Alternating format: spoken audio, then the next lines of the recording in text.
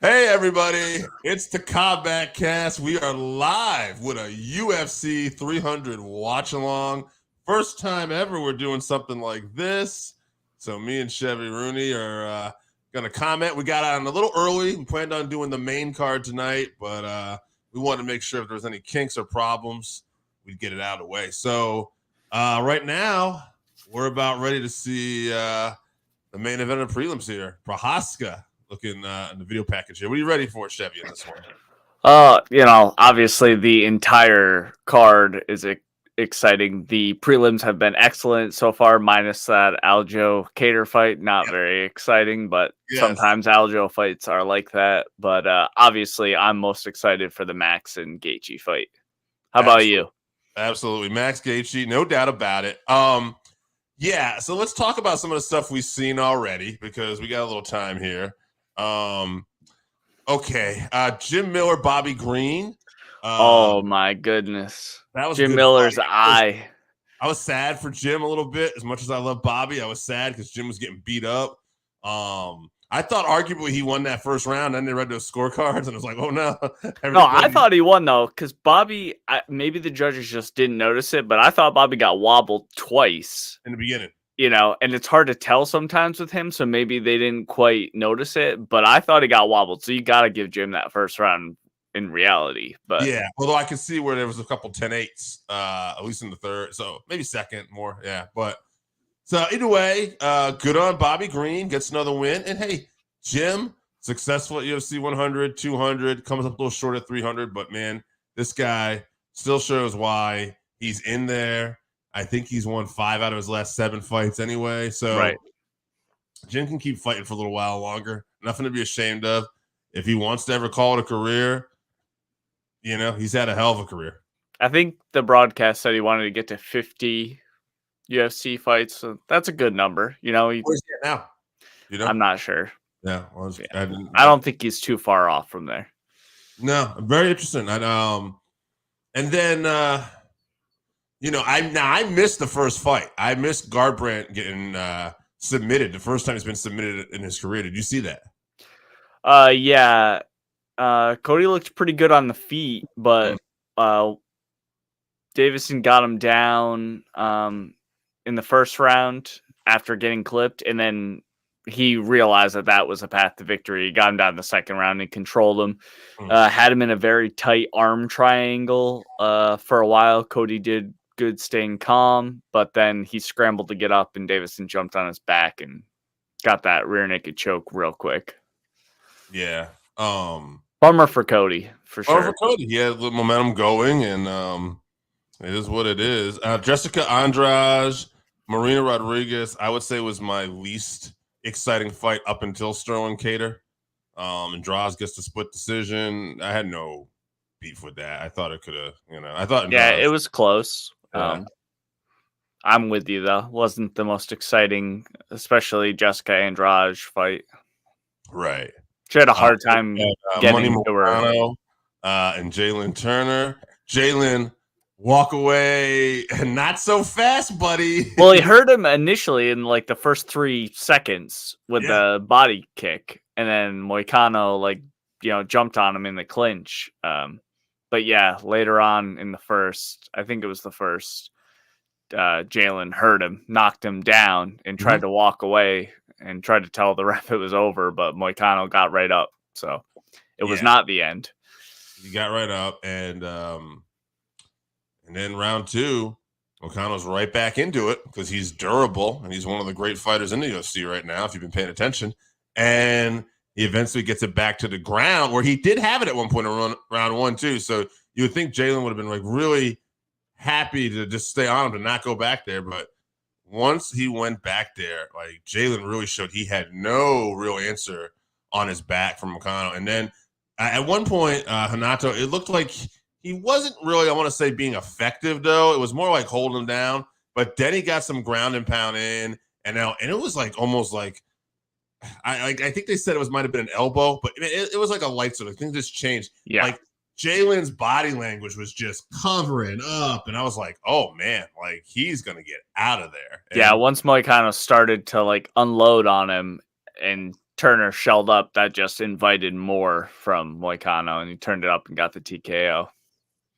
Yeah. So I think Jalen's very dangerous on the feet, but the path to victory has been shown as his ground game is very weak. So I assume that's what we're going to see a lot of going forward.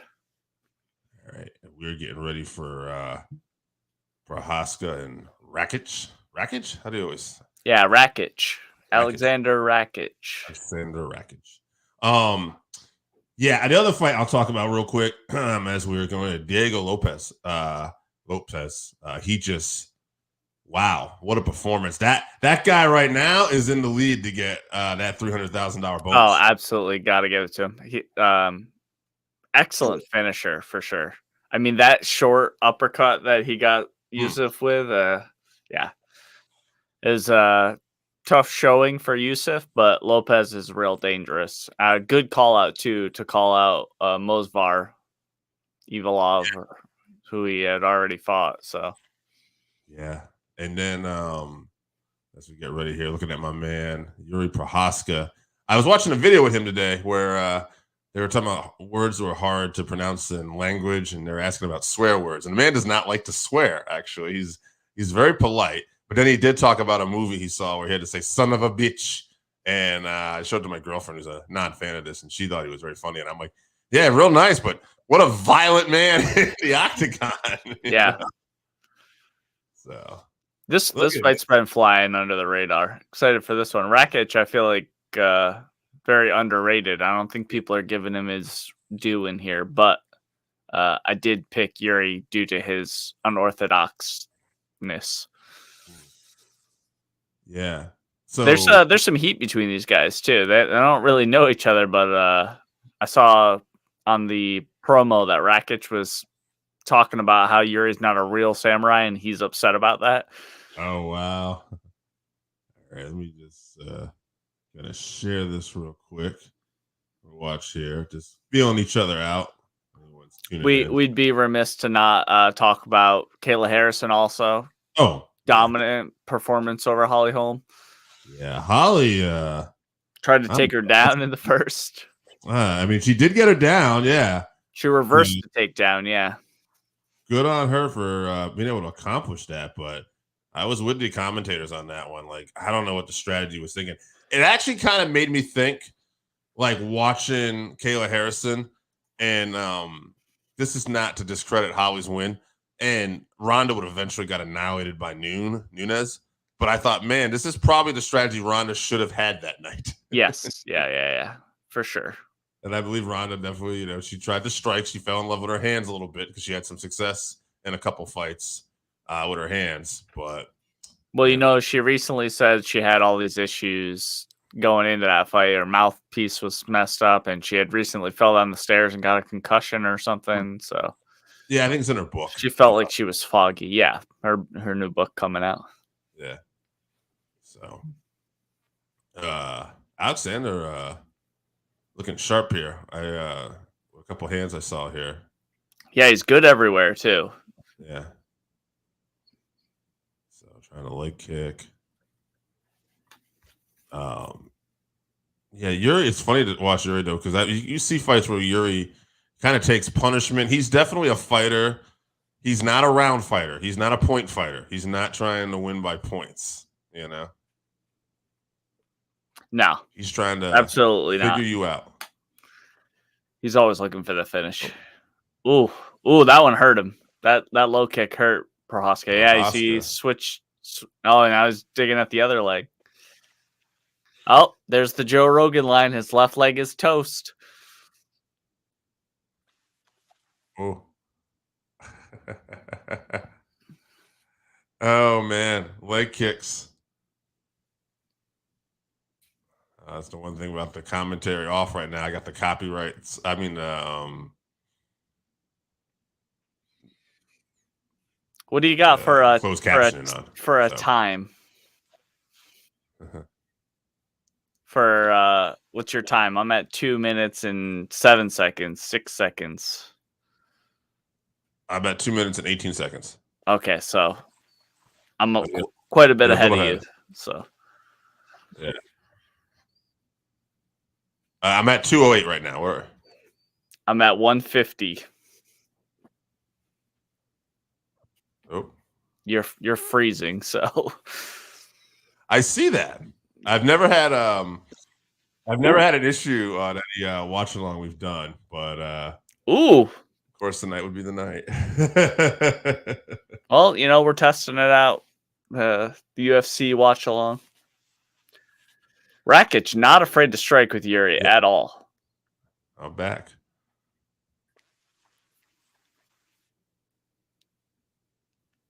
Yuri got some blood trickling from the corner of that right eye. Oh, we lost Dave. You guys are stuck with me.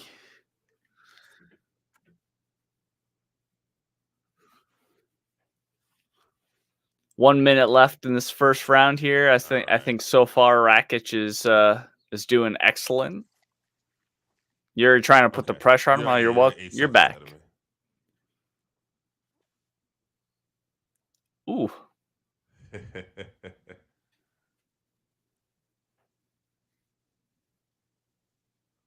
This might be a short night, Chevy.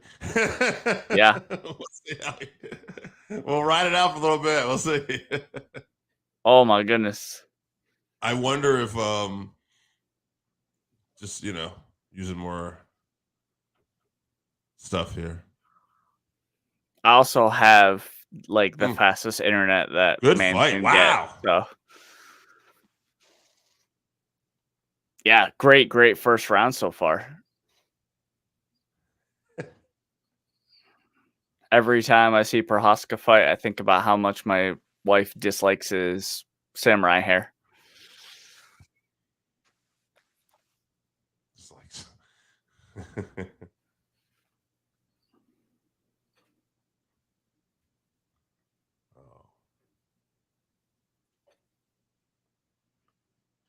All right, so we are out of round one. And Chevy and I are attempting to have a conversation here while we do this. I feel we got a little bit of momentum here. All right. So crazy round one. Where I last left off was your wife hates Yuri Prohaska. She doesn't like his samurai haircut, yeah. Yeah. Got to give that first round to Rakic. The leg kicks. He also landed a lot of heavy shots. Did pretty well defensively. Would we say Prohaska's weakness as a fighter is his defense? Yeah, I think he gets a bit reckless, which is also what makes him so good, though, because it's so hard to deal with his offense. Yeah, he's not boring. Can't say he's been too many boring fights. No, Rakic figuring it out, though. He's figuring out the range. Technically, defensively sound. So now you're about 4 minutes and 40 seconds right now? 4 minutes, 32, 31, 30. Yep. Yeah, so you're about 15 seconds ahead of me. Okay. So here you go. I don't know. I'll try to hold it in, yeah. That's right. Well, right now we're on the ESPN feed too, so we'll see when we get on the pay-per-view broadcast. Difference too. So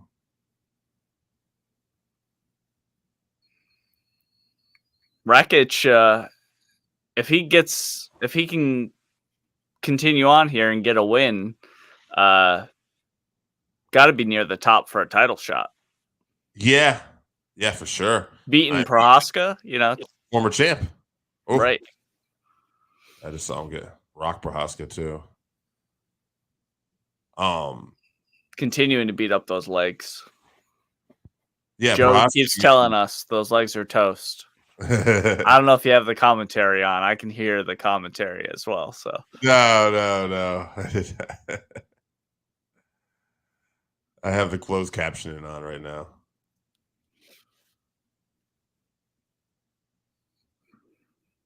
Wasn't that an issue in the Pereira fight as well? He didn't protect those leg kicks. Yeah, I mean Pereira is he's deadly with them. So these boys are going for a performance bonus. I'll tell you that. Fight of the night so far. Oh, I can't wait.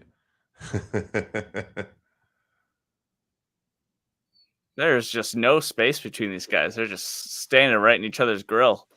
Yeah, I don't think that either one of them believe that the other one's going to be standing if this keeps up. Like they want to finish. Yeah, for sure. Where you were at. I don't know if I've ever seen Rakic. I mean, Prohaska's putting the pressure on him, but I don't ever think I've seen Rakic in a slugfest like this. No. We've definitely seen Yuri in these, though. Oh, yeah.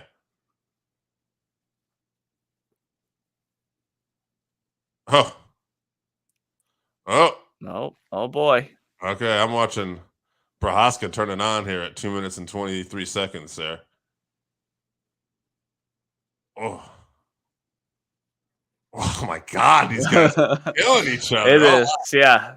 Wild round 2 here. Oh, no. I thought for sure you had held in a good finish here because, wow. Yuri's got it to the ground now. Yeah. He tried to wrap Heavy ground and pound. Yeah. Wow, Prohaska's really turned this around now. And like Chevy said, that unorthodox style, which gets him into trouble, is also his key to success. Good. Wow. Also, Herb Dean is very... okay. Chevy, you held it in. Wow. Prohaska. Steps in there. Prohaska, yes. Impressive comeback. Gets the ground and pound TKO in round 2. That's got to be performance bonus worthy so far. I would agree. For both guys. Fight of the night, I think. Sure. Performances of the night right now, if we had to. If the card stopped here, fight of the night would be Prohaska. Who do I think will get it, or who do I think deserves it? As of right now. Who do I think deserves it, or who do I think Dana's going to give it to? As of right now. Because I think Dana White will give Kayla Harrison a performance bonus. Don't necessarily know if she deserves it. Right. Got to be, for me, performance bonus Diego Lopez, and obviously both of these guys for a fight of the night performance. Yeah. The other one would be a little tougher right now. Kayla could be into it. It would be her or Davidson Figueiredo. Oh, Moicano. I mean, too. Yeah, Moicano with his comeback victory. Yeah. That was a good fight, though. Good final fight on the prelims to lead us into the main event. We're going to see Bo Nickal next. Yeah. Versus Cody Brundage. Good step up in competition, but obviously we're expecting Bo to show out and breeze through Cody. I feel like... No disrespect. I feel like Cody Brundage has been a little bit disrespected, though, by some of the media. Like, they just, don't see him. Like, they feel like he's just another setup opponent like everybody else, which I get, but I think he's a step up to the other opponents he has. Now, that doesn't mean he's not going to get wrecked when this happens, but Cody... we don't know about Bo at this level. This is definitely a level we have not seen him against yet, for sure. Yeah. Like, the other guys that Cody's fought, I think, had very limited, if any, UFC fights, maybe 1 or 2, lower... Cody Brundage has been in the UFC, had about, I think 5 or 6 fights in the UFC already. Right. So, yeah.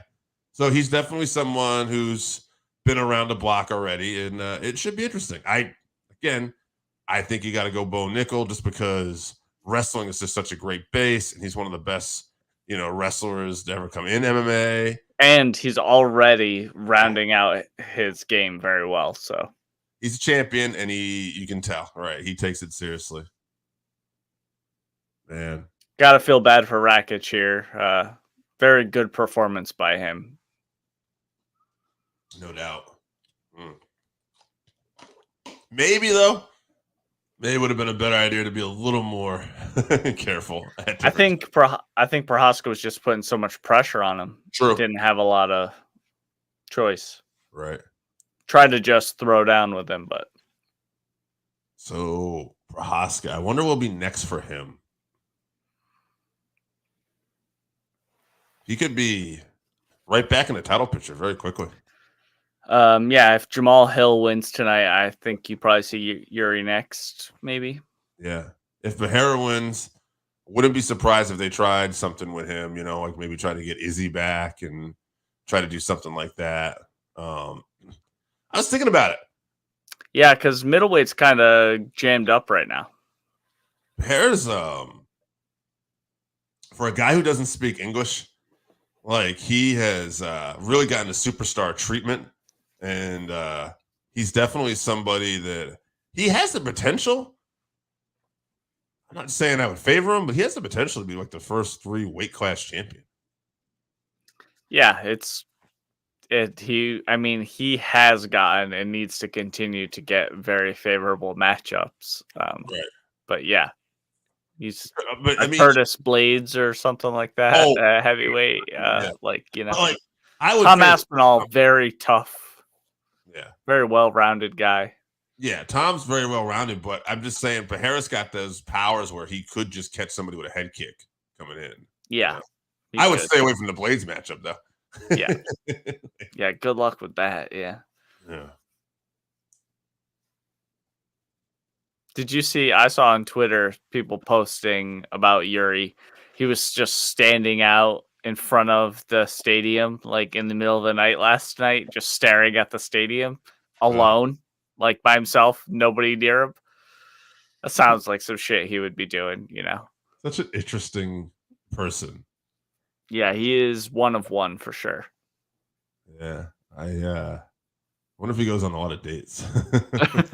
I don't think so. Yeah, just like come hit the Wing Chun dummy in the woods with me or something, He'd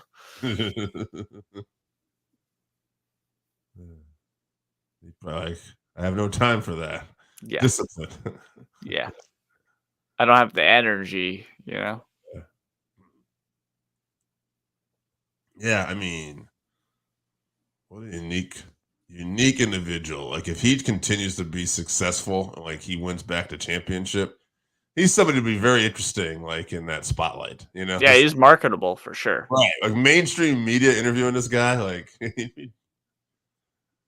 something special, I think. Couple super intelligent Harvard students doing shoeies. I'm sure they go to Harvard or something. Yeah, I see that now. They got something on their phones too. So some of the other stuff they've been doing tonight too. Some of the old school. Let's see here. I'm not too much of a fan of UFC for obvious reasons. Yeah, I get that. So this is a guy, CM Punk, who's been in our wrestling feed a few times. He's obviously a big CM Punk fan, and obviously the UFC is probably not something they like to really think about. But he Punk got in there. Respect. Yeah, and Punk talked about it. I saw on a panel with some WWE stars talking about UFC for this. And of course, the panel was Bobby Lashley, Shayna Baszler, Punk, and I can't remember who the other person was, but they were basically just giving their thoughts, and their predictions for this card. And Punk says, I forget who he was talking about, but he says, yeah, really, he said, this is not the age normally you would want to get into fights, so how impressive was Jim Miller still going and people. And Punk said, I'm realistic about it, guys. I know I took my shot. I wanted my chance and I did it. I know that wasn't the age to start a career. So good on CM Punk, Phil Brooks, for just, being very realistic and understanding that it was just an opportunity and he took it and he had the guts to do it. So good on him. Yeah, respect. Yeah, so this is there's a lot of old school stuff they've been doing tonight, with the music and stuff like that, and then this is to look back at stuff. Even the graphics they've had too, yeah. One thing we didn't talk about too was Bobby Green, after he got that win, calling out Paddy Pimblett. Great call out. Yeah, excellent call out. Called them out for the Manchester card this summer, which is obviously where the UFC would like to put Paddy on. That's like 30 miles from Liverpool, where he's from. So, well, I think Bobby Green is like the most perfect opponent too for Paddy, in the sense that it's a step up in competition. He'll strike with him all day, and if he loses, you're losing to a guy like Bobby Green. Your first loss, you'll probably lose in an exciting fight.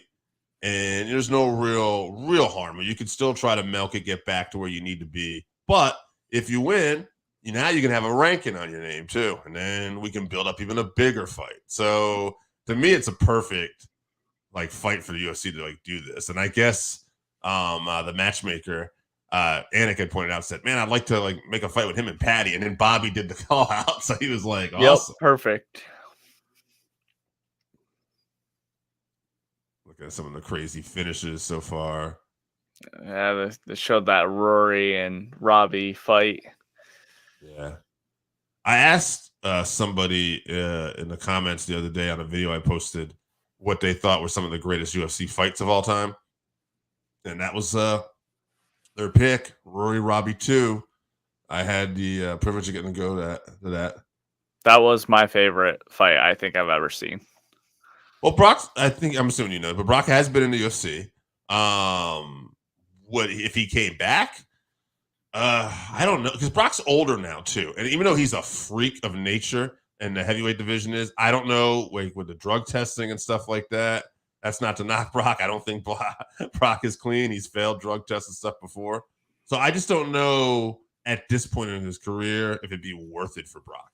Right? It's not really like he's making a ton of money and he's got all that money saved.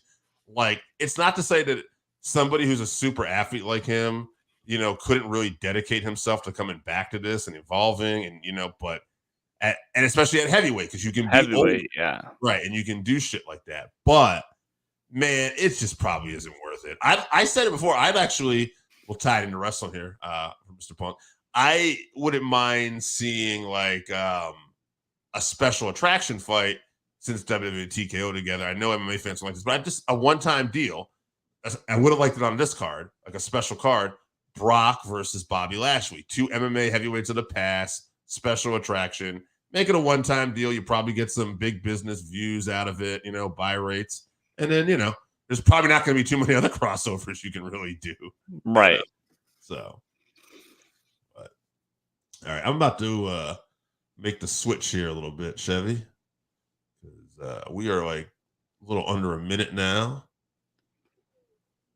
Main card, and we'll see how the internet holds up. We did have a mine should just change over, I believe. All right. Yeah, mine's not. I know, because I'm on ESPN, but then you have to go on the ESPN Plus thing. So right now, mine is saying, "Thank you for your purchase. Pay-per-view main card, 10 p.m." So you shall see. They are showing everyone, all the fighters walking into the arena for me. Oh, yeah. Poton walking in with a Poton necklace, a sweet blazer and no shirt underneath. Looking confident as fuck. I'm sure. He's a champion, kickboxing, MMA. This guy now in 2 weight classes, like, it's funny because, like, how many MMA fights does he really have? Was he 8-2, 9-2? Right. He's in something like that. Yeah. He's got like 10 or 11 fights, and 2 world titles. Graphic, by the way, right now. I don't know where you're at. I got a commercial. Okay. We'll keep an eye on that. Make sure we'll see if you start off here. I'll keep you posted. I have the caption on, like I said, so it's just showing music symbols. All right, so now I'm seeing some kind of video package here. It looks like pictures of some of the fighters tonight. The main card, UFC 300 logo. And yep, we're at that narration part. Are you there? Nope, I'm still in a commercial. All right, so this we're gonna swap. You'll be ahead of me now. Yeah. Well, I'll refresh after we get here. Yeah, where it gets going here. Well, the so for me, just to make sure I'm saying, the UFC Fight Pass, not Fight Pass, but the UFC, the ESPN Plus app, I have like a thing to log on for prelims, early prelims, and then a main card one. Yeah. So I have to. I'll switch over and see what I got. Double check, because usually the main card one, because it's separate pay-per-view, always has to I have to log on because the ESPN prelims goes into whatever the next show they usually have are. But you might have something different. All right, I got Ron Perlman. Yep. Doing a promo. Right. Yep. So you're at there. He's they're showing pictures of the octagon, right? I'm seeing Alex Pereira. Okay. You might be just beating up Izzy.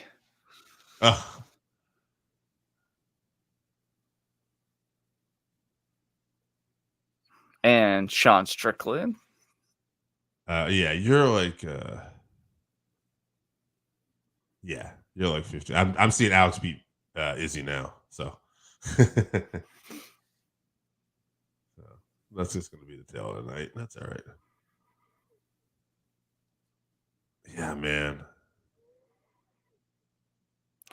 A lot of questions about Jamahal Hill coming back 9. So he apparently had the same doctor as Aaron Hernandez or Aaron Rodgers. So, I mean, the guy knows Achilles injuries apparently. So I don't know. We'll see. Yeah, it's a career-threatening injury.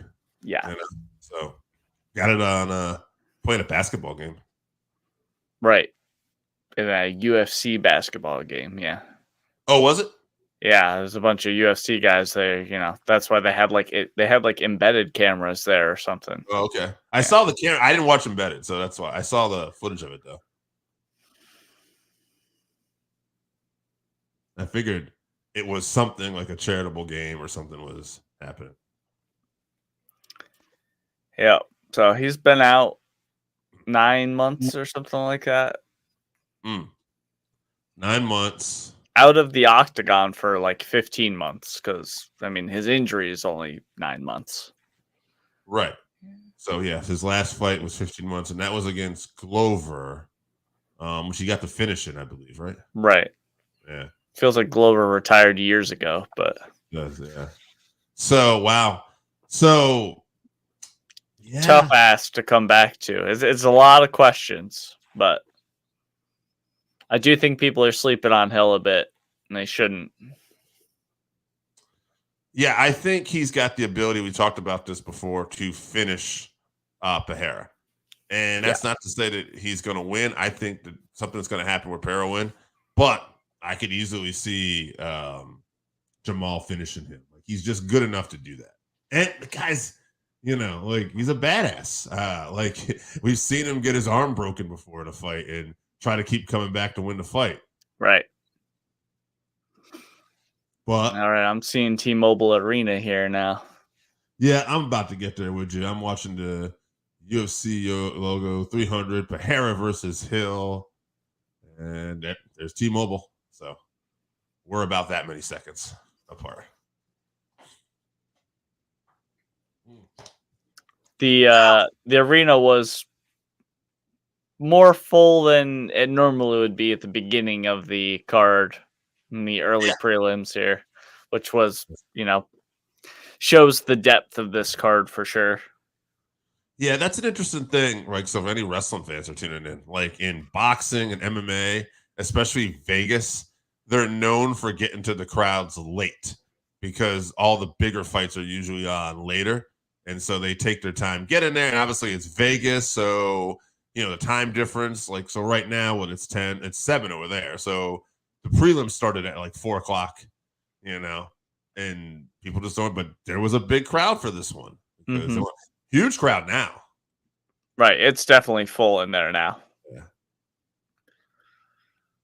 Now, if any, like I said, I'll ask you this.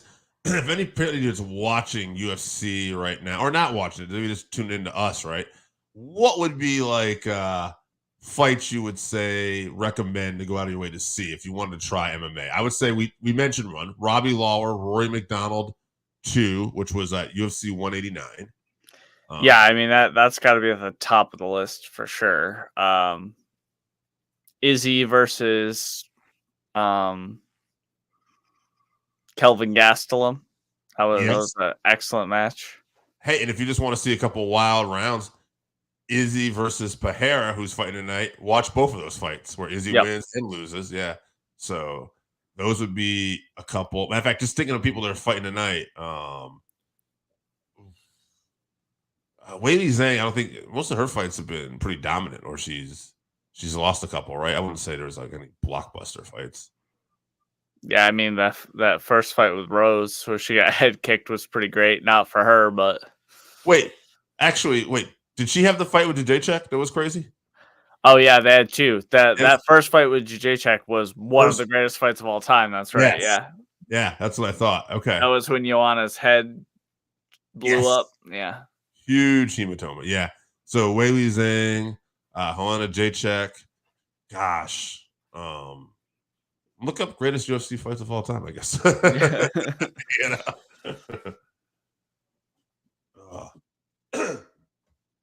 I mean, obviously Gaethje's had all of his fights are great. You know, go and watch his first fight in the UFC with Michael Johnson. Yeah, that Michael Johnson fight was great. Eddie Alvarez, Dustin Poirier, both of the Dustin Poirier fights, like. Yeah. Max Holloway's had some tremendous fights as well. Tremendous performances. Yeah, that Calvin Kattar one who fought earlier. The Brian Ortega fight. Yep. Man, oh man. What's the second fight tonight too? Oh yeah, Arman Tsarukyan versus Charles Olivera. Olivera. Most submission finishes in UFC history. Mm-hmm. Charles Oliveira is a guy that can pull out arm bars at the last second, but he's also a great boxer. With power, too. He's like developed power later in his career. Yeah, and he's somebody, if you ever watched his early fights, you'd probably see him lose a bunch. Yeah, basically he's had two careers in the UFC. That's the amazing thing about MMA is that you can really turn your career around with hard work and just keep evolving. And you see it all the time. And then you see the decline on the opposite end because people they start to age, even if they're not that old, because they've had so many fights or they took beatings or injuries. And it's really unpredictable. And I would say, too, for anybody that's a pro wrestling fan, if you watch it, there are showmen, too. There are people that, have a crazy look. Like Alex Pereira, he doesn't speak English, but you see him come out and he's dressed like a warrior, It's Aztec warrior, yeah. It's wild. So. There's that Kudalabre guy. He comes painted like the Hulk to weigh-ins, yeah. Paul Craig, who comes painted up like he was in that movie Braveheart, yeah. Scottish war paint, yep. Which he got, I guess, from Mike Perry. Yeah, that's right. Like he was like, that's brilliant. Mike Perry is and Thiago Alves should be fighting soon. Maybe might have been this weekend. I don't know. There's so much going on. I thought that was next week. Or next weekend, maybe, yeah. Yeah, there's no UFC next weekend, right? Correct. So we'll be talking about the PFL 2024 regular season event with Brennan Ward.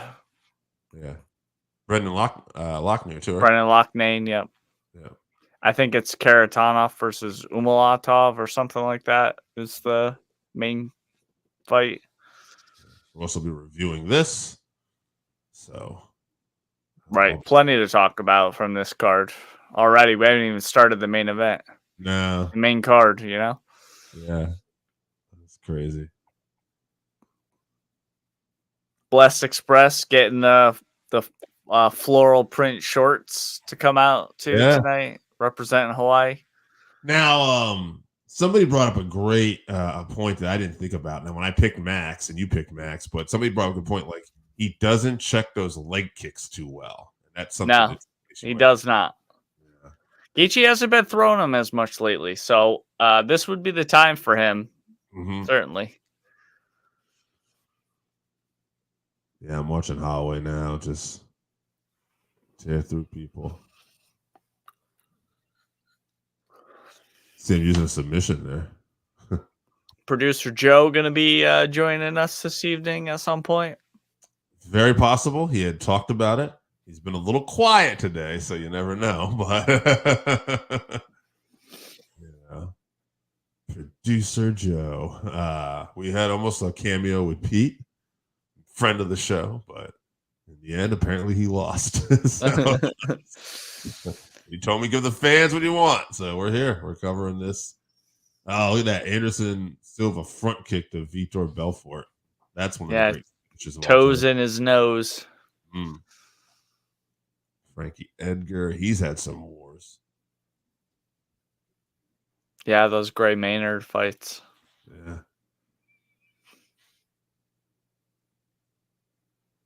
Of course, we're going to be looking at commercials here tonight. Yeah, speaking of commercials, why don't you hit them with our sponsor? I'm going to grab myself a drink. Yeah, go right ahead, man. Yeah, I'll let you get out for a minute. We do have a sponsor, Game Up. Why don't you try it? If you haven't tried Game Up, then you are missing out. Imagine your favorite seltzer and your favorite sports drink had a baby, but it's way better than that. Each can is 110 calories, low carb, 4.9 ABV. It's a nice light drink that is not light on flavor. Game Up comes in fruit punch, orange, lemon, lime, and grape. Pick it up at drinkgameup.com or at your nearest liquor store. All right, guys. And showing some of the celebrities in the crowd tonight. Mark Zuckerberg is here from Facebook. Also, oh man, I'm breaking out his name. Chris Pratt there from I mean, he's from Parks and Rec, but I always remember from Guardians of the Galaxy. For many of you Marvel fans out there, love that movie. Dave Bautista in that movie as well. Drax the Destroyer. And right now, I'm looking at a video package of Bo Nickal, one of the probably top UFC prospects of all time, honestly.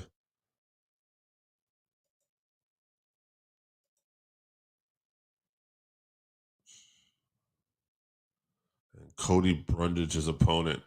Cody Brundage, he's probably the sacrificial lamb, but he's got some wins in the UFC, including a KO slam where he just slammed his opponent on his head and knocked him out. So definitely don't think he's a guy to be taken lightly, but Bo Nickal, being the tremendous amateur wrestler that he is not somebody that I would want to try to wrestle with. So that slam probably wouldn't work too well, but we'll see. I got my money on Bo Nickal all day, though. This Star-Lord, Christopher Pratt, he was out there, and Mark Zuckerberg. Yeah, I saw Jared Leto. Yeah. Yeah. Celebrities are out. The usual people. What's his name? Had a huge bet on this too, right? Drake. Rapper. Drake, yeah. Yep, he bet on Pereira, which is a death sentence to Pereira. So, yes, it is.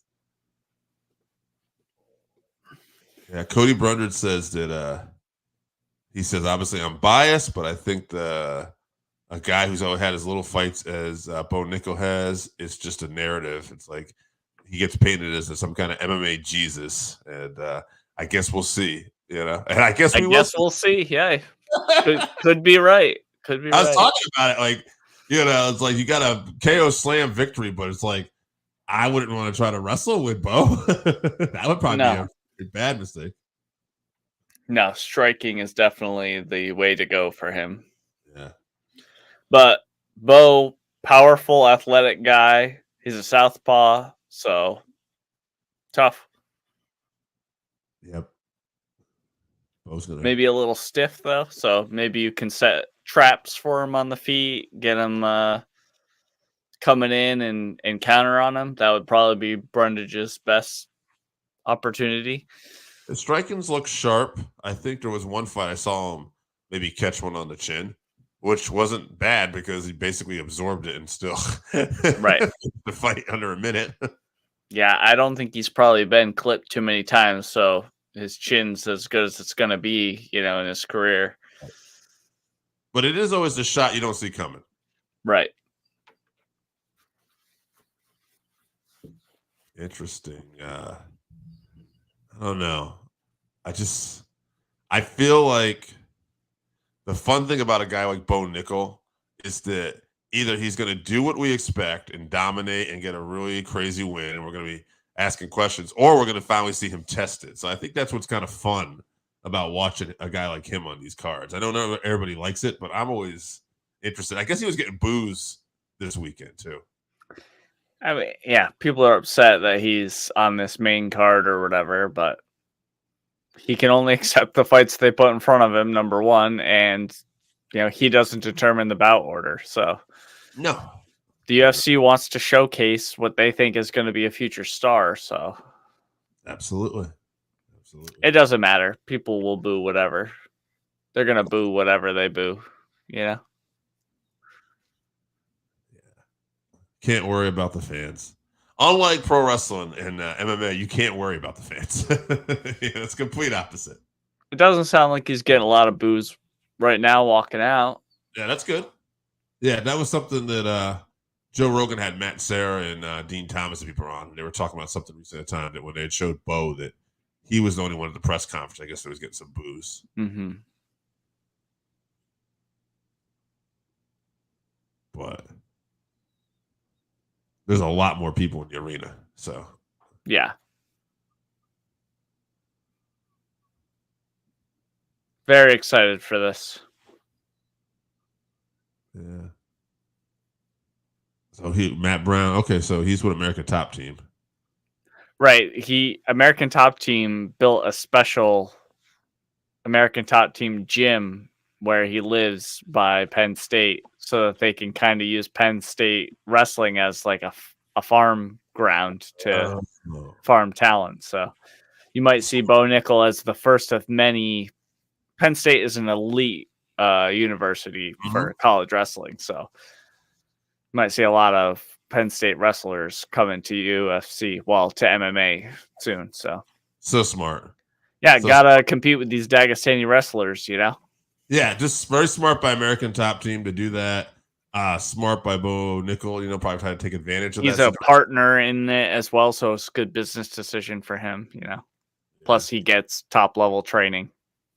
Actually, speaking of wrestling, he even said too, he was watching WrestleMania last weekend, and he was one of the guys that said that he'll be doing that someday. So this guy's obviously just saying, looking at the future. So he knows that he's got several different options in mind. And I always like that when I hear athletes or fighters looking at different things they can do. Right. Okay, Minus 1450 favorite Bo Nickal is. Bruce Buffer changed his jacket from what he was wearing on the prelims. Nickal's got a reach advantage too, huh? He does have long arms. Yeah.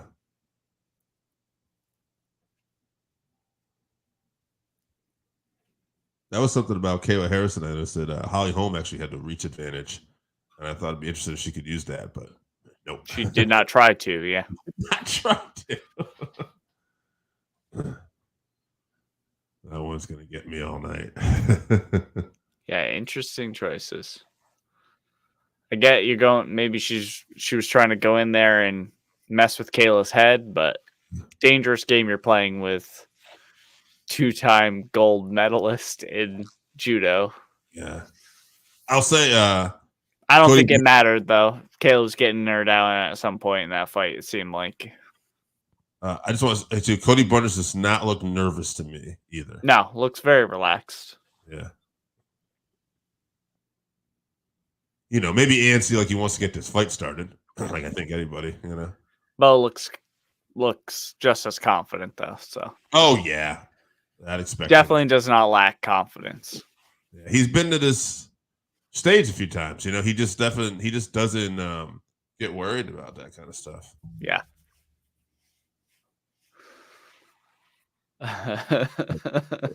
Colin was trying to say. You do have to respect the clinch. You better respect the clinch. However, it was not enough. Yeah. She should have done more than respect the clinch. All right, this fight about to kick off the main card here. Bo Nickal versus Cody Brundage. No glove touch.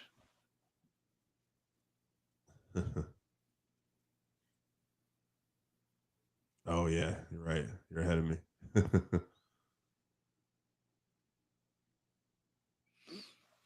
And okay, so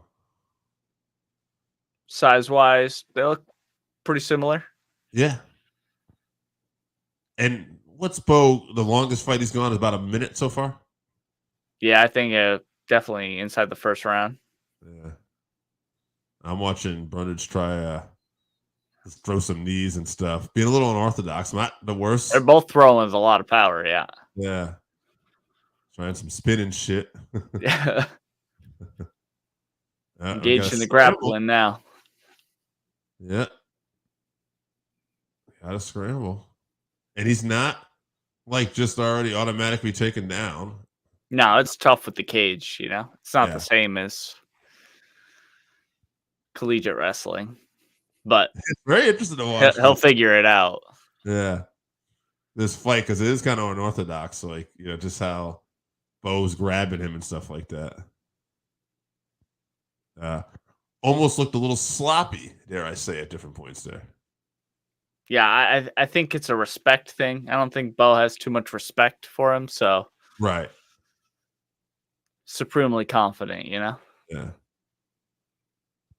Cody doing a good job. Yep. Staying in the cage. Keeping his back to the cage. Yeah. Yeah. Oh.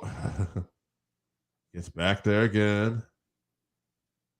Playing the hand game, making sure he doesn't get like kneed in the head.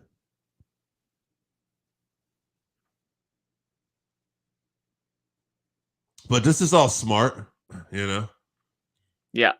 And also, even if you're not offensively getting an advantage here, at least, you know, you can make the fight last a little longer. Let's test out that gas tank in MMA. Right. Has not been tested yet, but Bo's trying to sink in those hooks, clearly going for the back take here. Yeah, you're a little ahead. I got him on his back right now.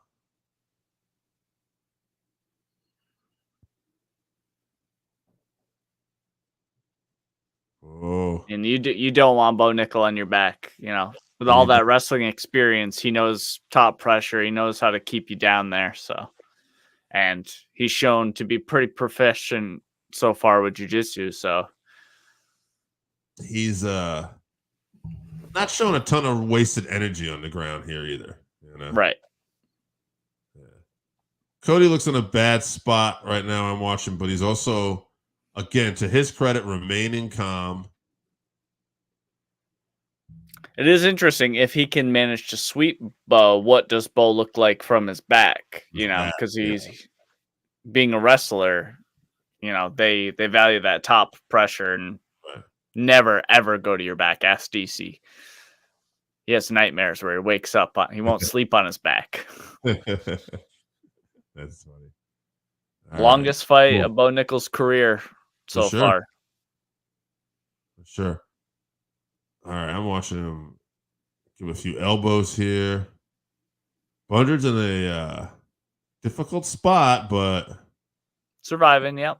Surviving, yeah. I'm a minute and 30 in. Now that we have where are you in the rounds? I'm at 1 minute, 9 seconds, 8 seconds, 7 seconds.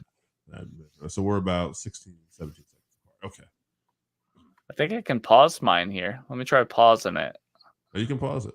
I can't pause it. I'll pause it at 50 seconds. All right. We'll try to do this together. Anyone streaming? I'm at 48 seconds. So you tell me right when you get to 48 seconds. I will. I'll just say as soon as I'm at 50, I'll count you down. All right. Trying to get the back, and we are at 50 seconds, 49. Boom. All right. All right. So we should be pretty close to line up at 43, 42. Yep. Couple little late. Yeah. I was laughing. Cody not impressed. Yeah.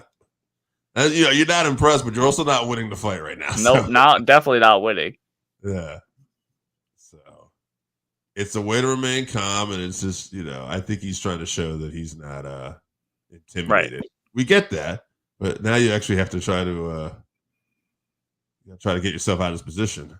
He knows he's stuck here. Okay, well, I mean, you're also kind of playing the game too. I guess maybe you're trying to get the referee to stand you up. Right. Oh. All right, round 1. Bo Nickal. Oh, for sure. Bo Nickal, look at that. Logan Prime and Logan Paul and KSI there in the bottom. Yeah. I don't know if ACH Jen is still in the comments, but something tells me he is a huge, huge Logan Paul fan. Maybe that's Ron Paul. I could be wrong. One of the Paul brothers.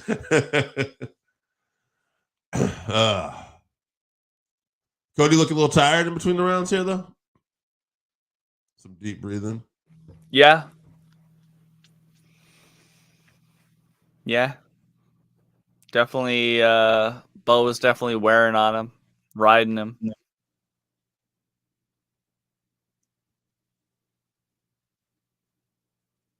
So they all got their water bottles and stuff here. It reminds me of Mayweather was the only guy I saw for a fight. He had like Gatorade and stuff like in his corner.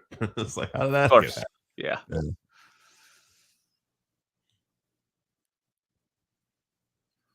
Talking about UFC 301 from Brazil. Urseg versus Pantoja. Yeah, not a stack card, though, for pay-per-view. No. What's happening? Somebody lost some tape or something? Yeah, that's like it. All right, we're back in.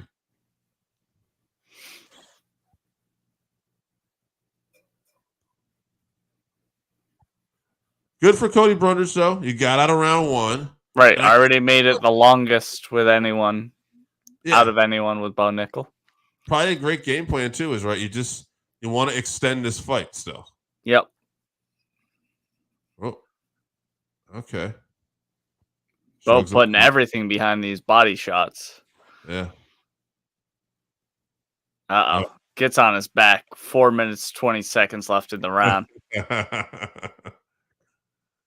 This could be stylistically not the most pleasing fight. Because I have a feeling that if Bo can just keep taking him down, even not doing it, that's Cody can stay safe. Yeah. Bo's more worried about the win than the 300,000. I think he's looking for the finish, though. So he'd like, yeah, I'm sure.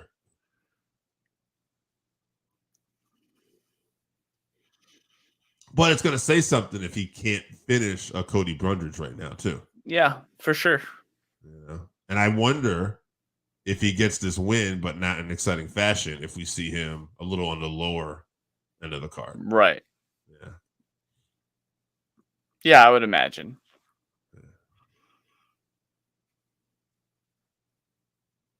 Could be in a situation, though, if he does get the finish, he could be headlining a fight night or something at some point here, too. Mm-hmm. Yeah. Yeah, I definitely want to see him 5 rounds.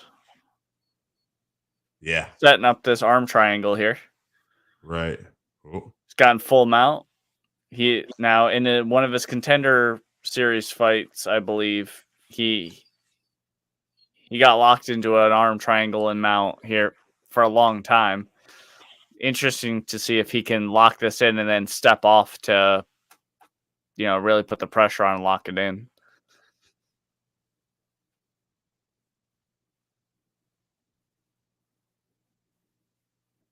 I'll say this is the most concerned Cody's has looked to me the whole fight. Yeah. I think he likes being it almost be better if Bo postured up and tried to throw some strikes to loosen up Cody's submission defense here a little bit. He clearly knows what Bo's going for, so show him a different look, put some damage on him. However, if we get out his round like this too, then Bo Nickal is gonna, even if he's tired going his last round, he'll be up 2 rounds to none. Well, so far for sure, yeah. So right, yeah. He's been on top the entire fight, yeah. Yeah. Okay, so now he's on the back. Yeah. Body triangle. Under the chin. He's under the chin. Yeah, looks about it. That cage is there, though. Oh, yeah, he's getting in that cage. He's trying to fight the hands. All right. Yeah, Oh, Brundage good. did good. He's turning. You can see he's turning Bo into the cage and trying to climb up it, Yeah. But break that Bo, body lock. his position, gets back under the neck, under the chin, Oh, he's rather. got him. He's got him. Gets that. Wow. 1 minute, Good job, 20 Bo. seconds left or something. Yeah, Yeah. that's a good step up. Cody Brundage did a pretty good job, though. Yeah. Bo not impressed with his performance.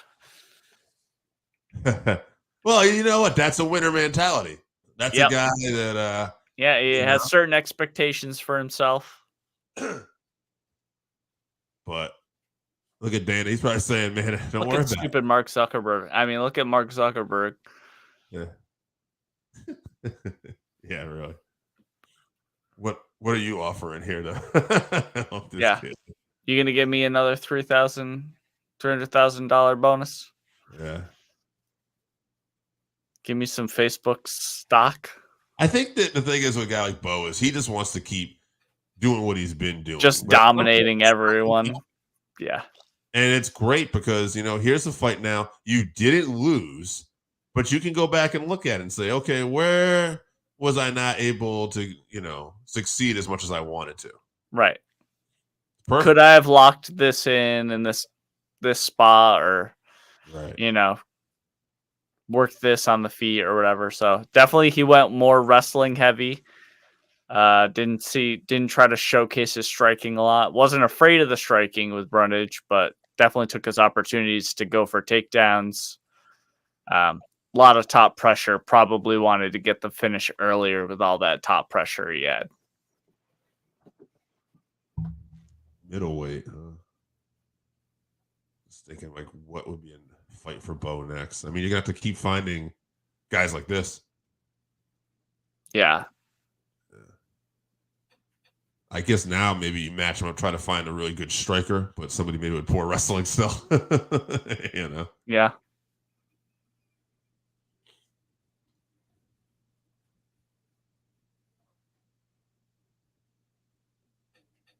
Still undefeated, Bo Nickal. Interested in what he has to say about his performance here with Rogan. You want to put it up and tune out for a minute? I can hear it. Okay. Sure. Yeah, bro, asking him why he booed himself. Yeah, he says he's embarrassed with his performance.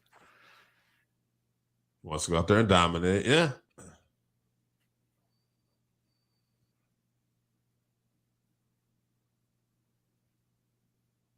Happy with himself that he was able to get past that first round, though.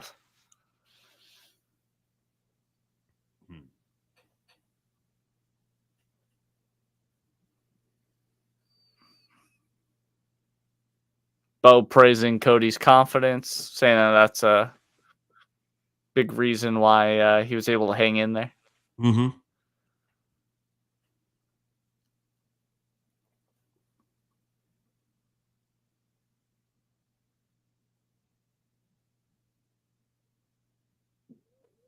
So, yeah, I mean, he gets it too, right? He knows that this is going to be a good thing. He's just not happy about it overall. Right.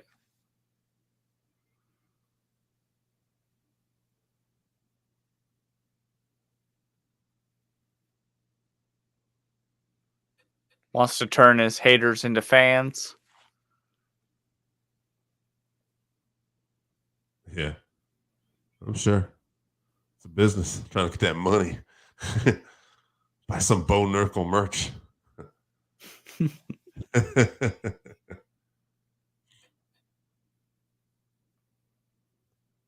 28 has a long career ahead. I mean,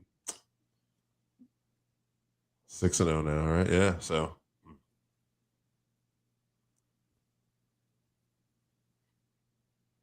6-0, and the next Telling fight, the fans to relax because he's only got 6 fights. Anthony Hernandez, Kopylov.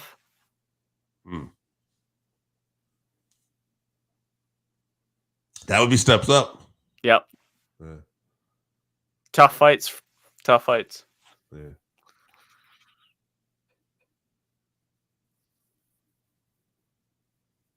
So, all right, next, Charles Oliveira versus Arman Tsarukyan. Mm-hmm. It's going to be, now this one is not going to probably be, I don't want to say sloppy because you might get sloppy at times. They might be wild. Charles does put himself in danger a lot, so Tsarukyan does not. Who's that guy? Oh, that's Mike Tyson. I know who that is. That's Chuck Liddell. You know who that is?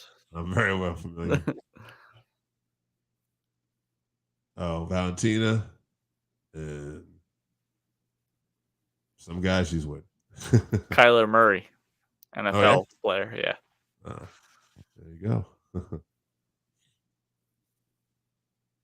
All right, so we picked Charles Oliveira for this one. You picked Arman, right? Actually, I picked Arman, but I want Charles. I'm rooting for Charles. I don't know how many we disagreed on this week. I know I did pick Bobby Green, but I don't. And you picked Arman. I can't remember what else we picked. We both picked Pereira. No, I picked Hill. You picked Hill. That was one. We both picked Weili Zhang. Yeah. And we both picked Max. Yeah. So that was surprising. Yeah. Oh, you picked Cody Garbrandt, actually. I did pick Cody, but I picked with my heart. Yeah. I mean, Cody did look good. He was definitely the faster fighter. It's just once it got to the ground, he's a wrestler, not great off his back. So right. They're gonna talk about Mark Coleman's experience. He's now handing out the BMF title tonight too, I guess. Wrapping it on the winner. Yep. Right. Oh, so Masvidal will still be out there because I've seen him too. I'm guessing. Yeah, I think he mentioned that nobody better than Mark Coleman to wrap it around somebody who's a true hero or something. So. Yeah.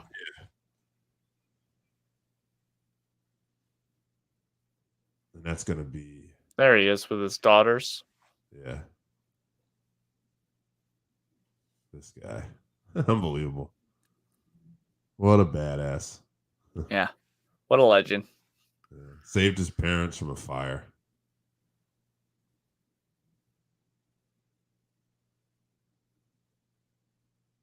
Unfortunately, the dog did not make it. It was a dog who actually woke him up, right? Right. The dog saved him. Yeah. Yeah. It's UFC's doing better these days lately with these legends and stuff. Yeah. I think it's really something to see what TKO is doing overall. Again, as a guy who gets to watch the wrestling stuff too, it's just a presentation. Everything's feeling bigger nowadays when we get to these big events. Now, the UFC still has too many events, and it's definitely a bit diluted. Right.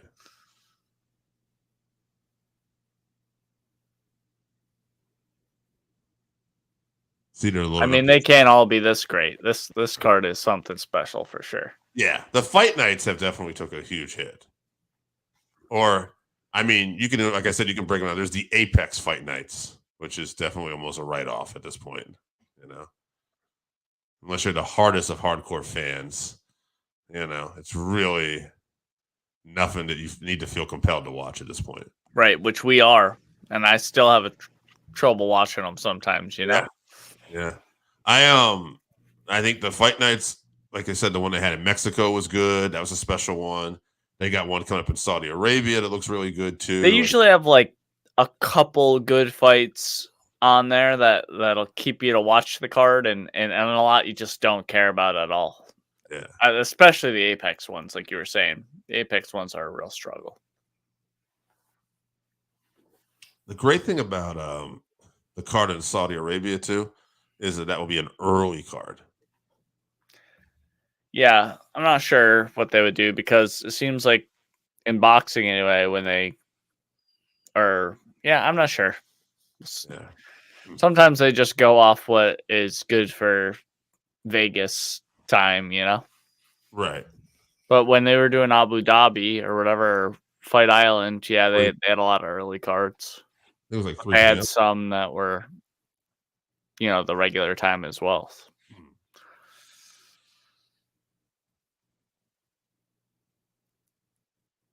So, is the winner of this getting a title shot? Hard to say. No, not necessarily. Yeah. Because Poirier probably talking his way into a title shot in June. Islam is trying to get him. Yeah. And then, you know, it depends if Poirier wins, Islam definitely getting a rematch. Is he? Right. Do I think he deserves one? I mean, this is his first defense in his actual weight class, right? He's only defended against Volkanovski, right? So, I mean, you know, I could see if he got starched or something too, and he got caught. I can see them doing. I could easily see them. He gets caught, loses. They make him fight Tsarukyan. So they only have one, you know, Russian style wrestler coming up. It totally makes sense. Yeah. If Dustin won that title, I mean, Gaethje's right there too. So if Gaethje wins tonight, he's right there. If Max wins, he has an argument for coming out. So I would say, hey, Tom Aspinall in the background there.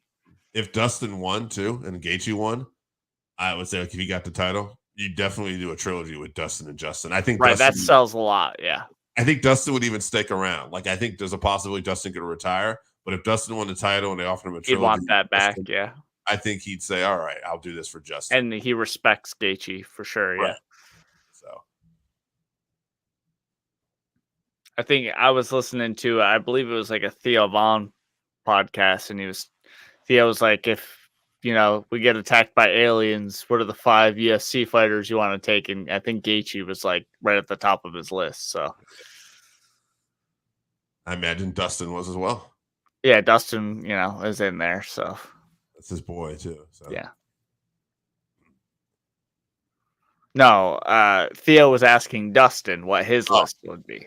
Oh, okay, okay. So Dustin's put Gaethje in his list. Yeah. Justin and Max. Yeah. You know. I think he had like John Jones and shit. Yeah.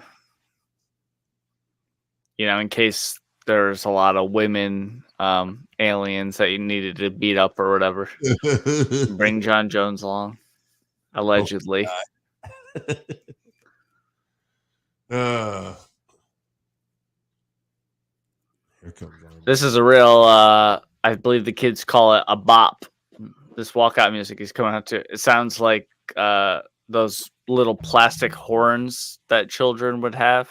That are like, there's like a kazoo inside of it.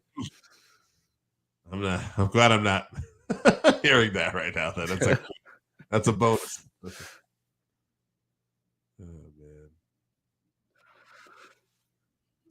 Oh man. Charles Olivera.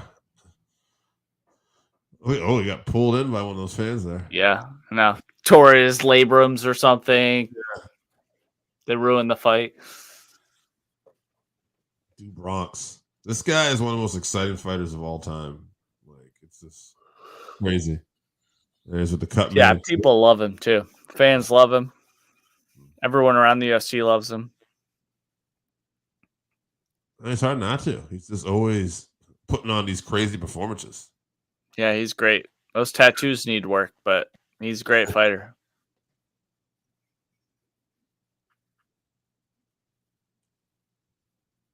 He doesn't do a lot of clinch work. No. He doesn't respect the clinch. Is that what you're trying to say? Respect the clinch. No. I said he won't clinch on you, but he's usually trying to. When he does, he's dangerous with those knees, though. Yeah, he's usually trying to get guard, or he's trying to like pull you in for some knees or elbows. Very offensive minded. For sure.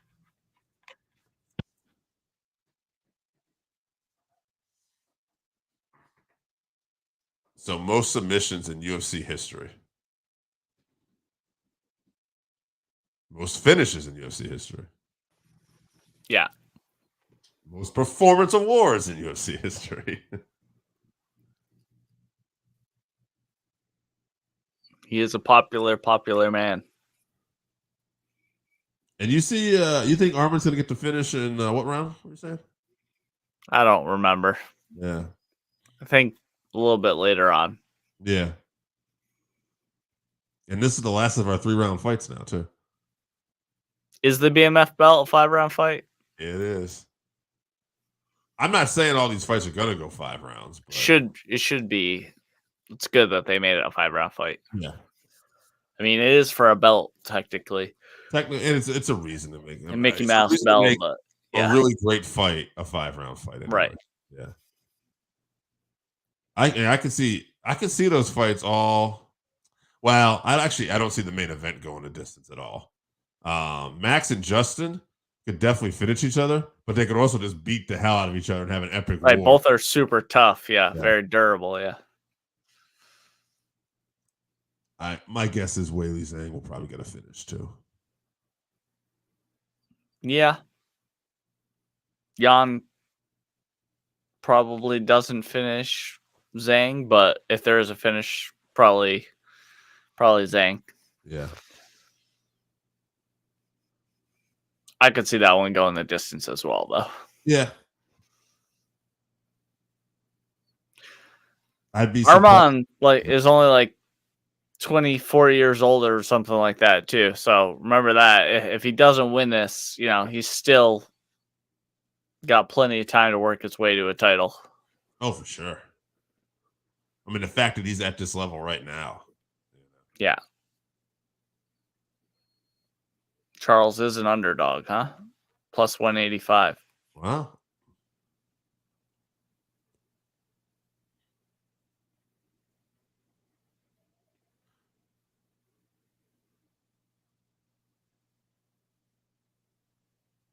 His last fight was against Benil. I think both of their last fights were against It Benil. was. Yeah.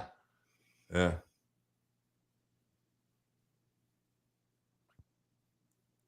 Oh, that girl was a big fan of Brazil. He was.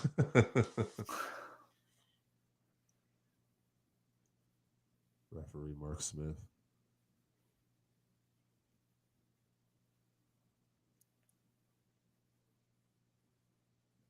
David Spade sitting down back there. Good call. All right, here we go. Charles goes for that leg kick right away. Arman looks kind of like Mike Perry a little bit. Never noticed that, but Before the nose job that he got, huh? yeah. Charles really focusing on those legs, huh? Yeah. Oh, jumped on a neck Mm-hmm. after knocking him down. Yeah.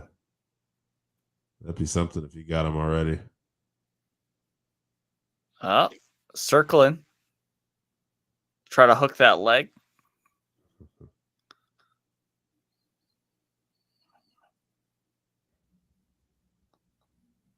Oh. Oh, Oh, jumped wow. the gilly. Oh, that's locked in. That is tight. Rolled to his back. Oh, my goodness. Look how tight that is. He's passing out, I bet. Wow. Oh, look, he's fighting the hands. Ooh. He's going. He's going to go face. out. His Oh, shorts man, are coming off. He's pulling his shorts off. Wow. Oh, he pulled the shorts? Oh, my goodness. I cannot believe that. Oh, Uh-huh. heavy elbow. Yeah. I can't believe he got out of that. Oh, Tsarukyan shorts were coming off. You were saying. Yeah, he slipped. He was slipping out of his own shorts. Yeah.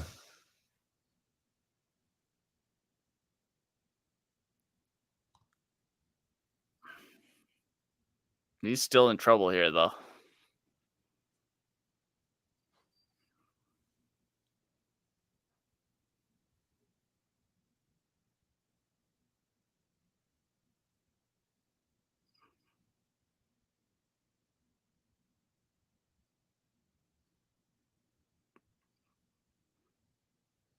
Charles still here in mount. Mm-hmm. Oh.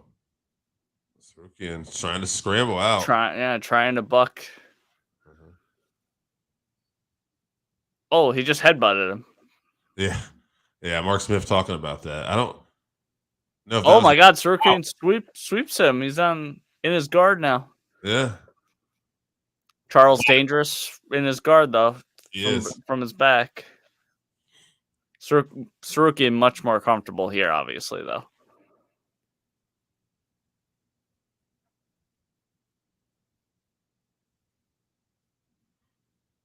Ooh, heavy elbow.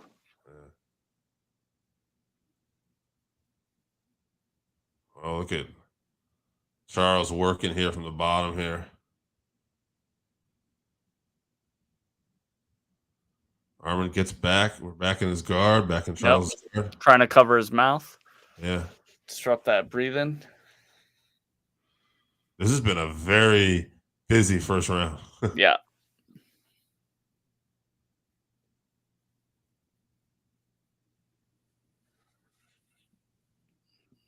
Looks like Charles is looking lovingly into Tsarukyan's eyes. Yes. Brother.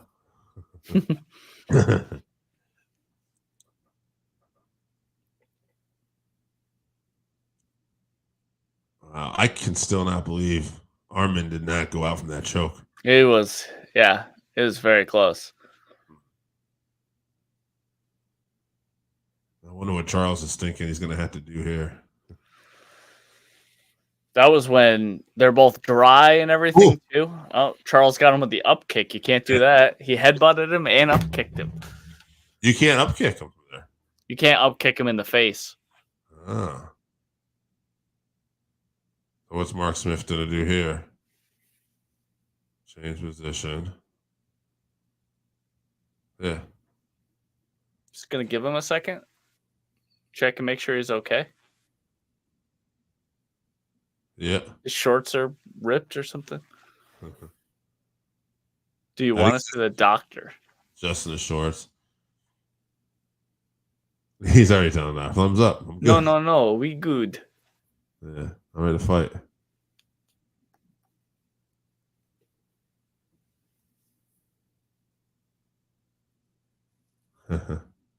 Why would you bring the doctor in? He's fucking fine. Yeah.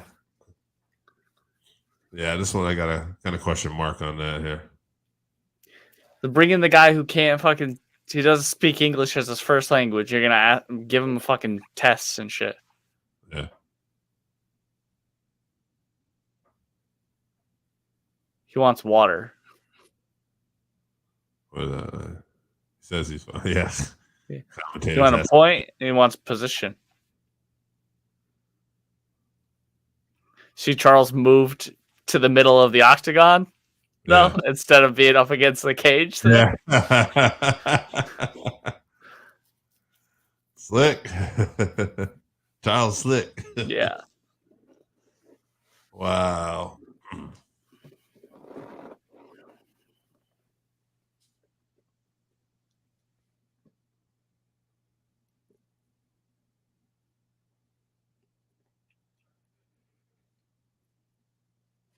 Oh, good elbows by Tsarukyan. Yeah, Tsarukyan very active with the elbows. Mm. Charles trying to lock down that right arm, but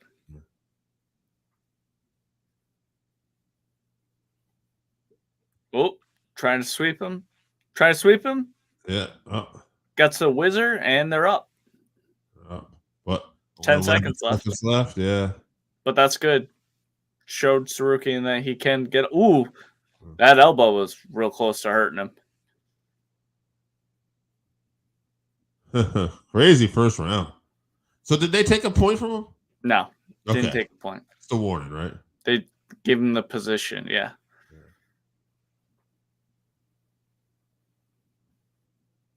Now this round 2 is going to work out now. Is he going to try to get him back to the ground or try to strike with him?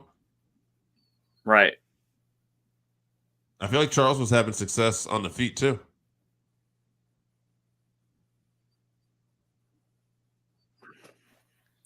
Charles, though, he just takes the fight wherever it goes, I feel like. For sure. Now we get to look at that choke again. How deep it was. Great camera angle.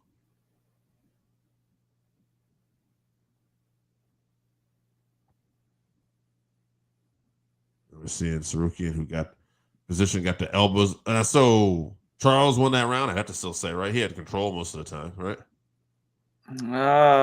Tough to gauge, especially with the stop. Like they stopped it, so broke the momentum. I don't know. I'd say yes, just because the submission attempt was so close, I guess. Yeah.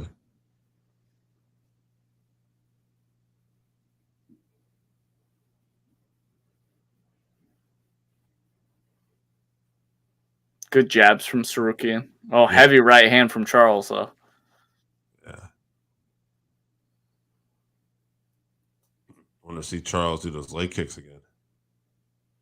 Tsarukyan good at getting in the inside, but Charles pushes him off. Keeps that distance. I think Charles wants to keep that distance. Twitter people are split on who won that first round. Oh, axe kick from Tsarukyan. Okay. Tsarukyan definitely pressing the action. Yeah, confident in his striking ability.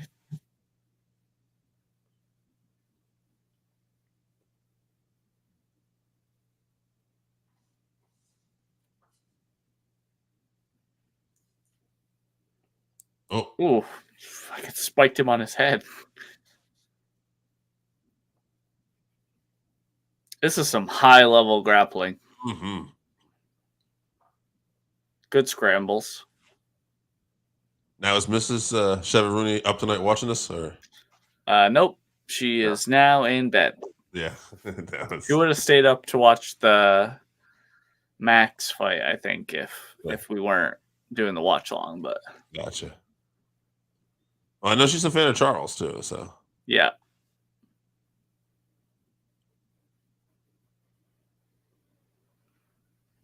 Whoa. Get Charles up against that cage. Tsarukyan gets him down.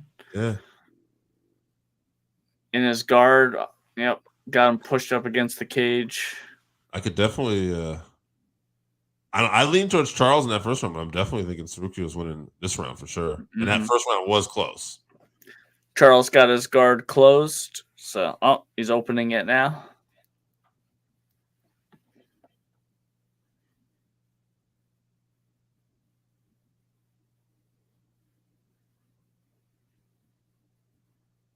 Got him up against that cage. I would imagine he's going to try to create a little distance and maybe try some ground and pound, you think? Looks like he's trying to get to the side.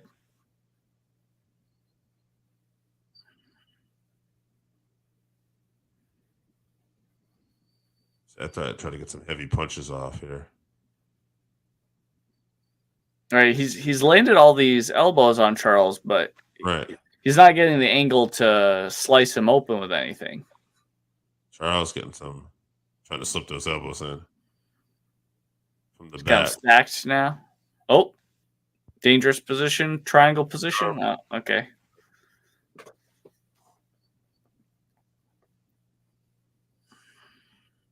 Tsarukyan definitely landing more significant strikes, huh? Right, those elbows overall for sure.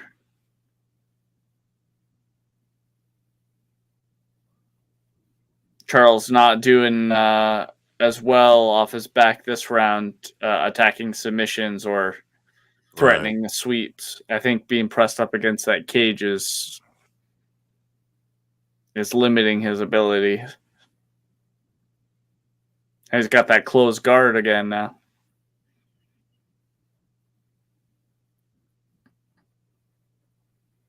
Look at this. Tsarukyan trying to get himself. I'm not sure Tsarukyan's really landing that much significance. Oh, somebody's bleeding. Yeah, that's Charles. Yeah. One of those elbows. He's trying to cover it up. Oh, there's a couple good elbows. Yeah. Oh, another one. It is aggressive, man. Oh, ooh. yeah, Oh, he's busting him up. yeah. Charles trying to fight back with those elbows. Yeah, Tsarukyan pushing hard here this last minute. Yeah.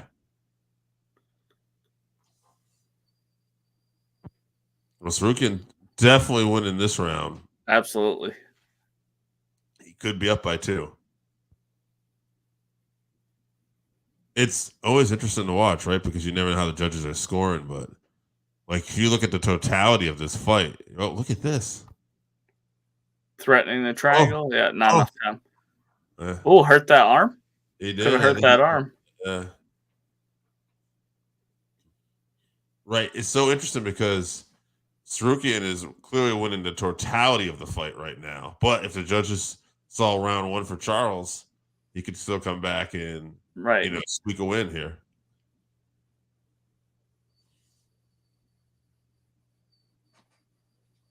But Charles is also the kind of guy that he could just be getting his ass whipped for most of the fight and then sneak in an just armbar. Gets that finish, yeah. It was a good right hand by Charles. I missed. Ooh, right on the nose. This is, I think, that axe kick you were talking about. Look at that leg extension. Oh. And the takedown. Boy, Tsarukyan, he is just a well-rounded MMA fighter. Absolutely. Both these guys are. It just really shows you the depth of this lightweight division. He lost Islam in a very close fight in his UFC debut. Right. Which was also Islam's UFC debut, I believe. Yeah, who knew, right? Yeah. Final round here. Probably 1-1.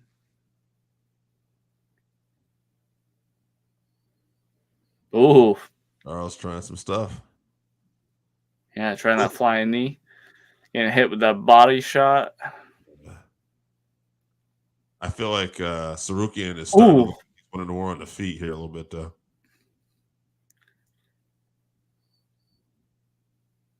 But Charles has a lot of different tools. Yeah, Charles definitely going for the finish with these shots.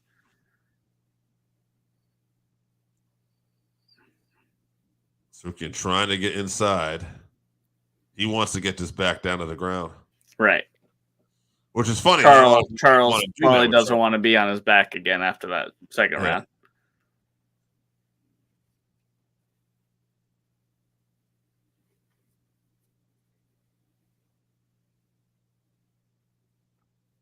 Back to the center of the cage.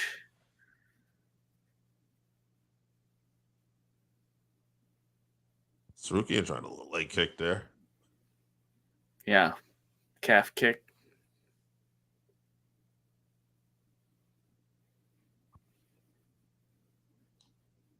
Oh. Good hips.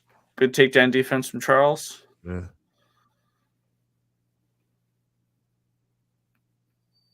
Don't want to be up against the cage.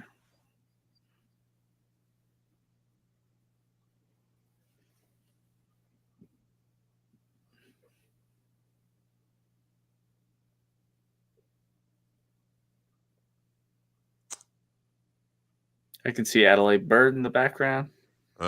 Thinking about how she can fuck up everyone's day. God, Tsarukyan's he's good. And I knew he was good, but man, he's really winning me over this performance to do what he's doing against Charles right now, you know? Right. It shows the level that he's at for sure. Yeah. Oh, he's gonna get this one. Yep. Yeah, for sure. And I would say he's probably going to be able to bounce that neck out of that. But with a guy like he's off to the side, so he's not really in danger anyway. Right. Yeah. He is going to have some good top control here.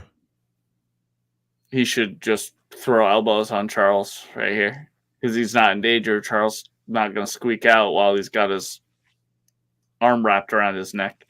Yeah, looks like he's trying to get side control. I think he's trying to move to mount. No, yep. Oh, he's got side. Yeah, there you go. Those are those elbows. Yeah. Oh. Toes are in the cage. That's a no-no. And he's in half guard. Yeah. He's got his back. He went to go to mount, and Charles rolled over at the same time. Tsarukyan's got his back, trying to sneak those hooks in. Oh. Crazy. It's crazy to think how close Charles might have got to finishing this in the opening of the fight and how it's turned out. 1 minute, 10 seconds left. Yeah. Tsarukyan. He's definitely. Charles has got to try to work back up. Yeah. He's got to get up. Use the cage. Use the cage. Arman getting a hook in. He got up. Okay. Oh, he got up. 45 seconds left. Charles is on his neck. He's trying to get front headlock position. He's rolling him over. Yeah. Darce. Could be. He's trying to hook the legs in. 30 seconds left. If he can hook those legs in, he can get the choke. Yeah. He could. Arman's aware of it, though. Oh, he's locking it in. Yeah. 23 seconds remaining. We've seen Arman fight this before. Oh, man. Is he out? No. Oh, Mark got in there to check, and he was not out. He's moving. Okay. He, drops down weird. No. Not great body language. But, yeah, he's going to survive. 1 second remaining. Oh, wow. Okay, he was not out. It was very hard to tell if he was out. Charles raising those hands, too. That's an old trick, but not. Yeah, I think got to go with Tsarukyan on that one, 2-1. Yeah, I would say for sure. That first, yeah. At least 2-1. That first round was close, though. But also that third round, very close submission there too. So if you're gonna score that first one for Charles, the first round, because of the guillotine, tough. 2 is definitely for Arman. Yeah. Somebody's gonna be upset either way when this one comes down. He's trying to go in there and talk to Dana and everybody about wins and bonuses and stuff. And yeah, Charles is like, hey, come here, brother. Celebrate. You just had a great fight.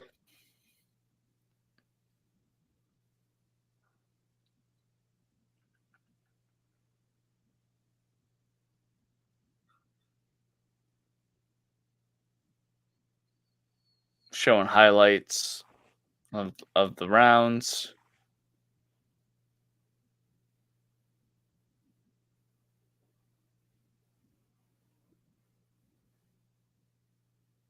Look at Charles, so confident. A couple seconds left, right? Even though it was not going to happen. Right. I think that's just a man that enjoys his work. Yeah. You know.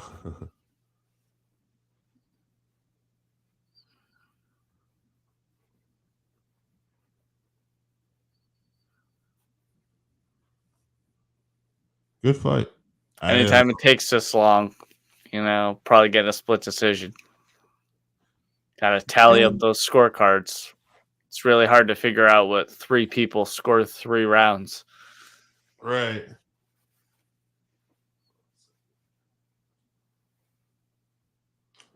Water bottle. A little more relaxed on these watch alongs. We won't be editing this. Yeah. I gotta make anyone edit 2 hours of a show.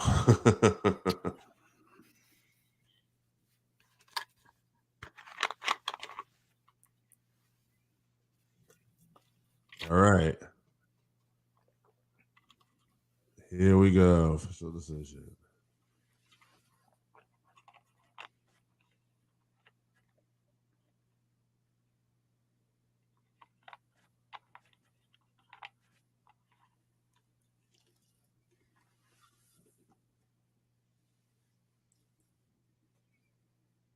Okay, so 29-28 split decision for Tsarukyan. Oh, so it was split. Yep.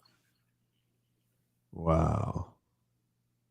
Whoever that coach was that was just in the camera doing this, Yeah. he should be kicked out of the arena right now. That's the guy right there, I think. Yeah, he just did it again.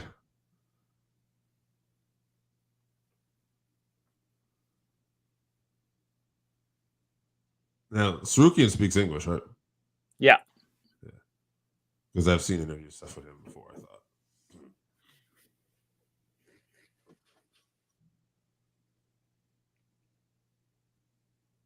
Just thinking Olivera.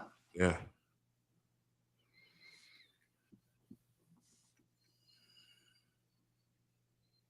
Heavy on the cauliflower ear. There's a lot of good stuff here. Like, that front up kick that ended up, buying Tsarukyan a little bit of time there at one point.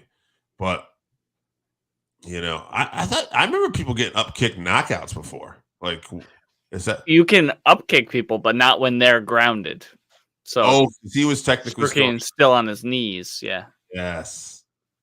Got it.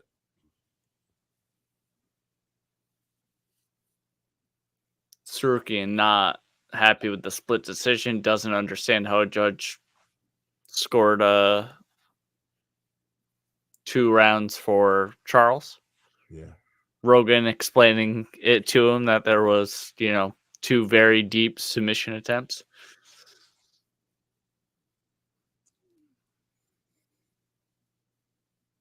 Yeah, that first round, Charles definitely came so close to getting a submission. He also that counts as a knockdown that when he swept his leg. So right, you got to give that first round to Charles.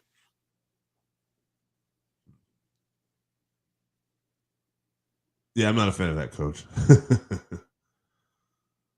There's something very annoying about him. Yeah. Is it that he's like 5'1"? Yeah. That's annoying. Yeah. We got the guy in the suit who looks like Halloway. He's a translator or whatever. Miles Teller. Did you know that he's a Hollywood superstar? No. Jared Leto. Oh, and Shannon Leto.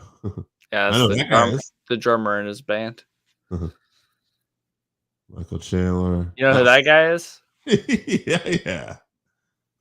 That's Bret Hart. Don't you dare talk about Bret Hart like that. That's my boy. I saw the shades and the pink, and I was like, oh, man, this guy kind of reminds me of Bret.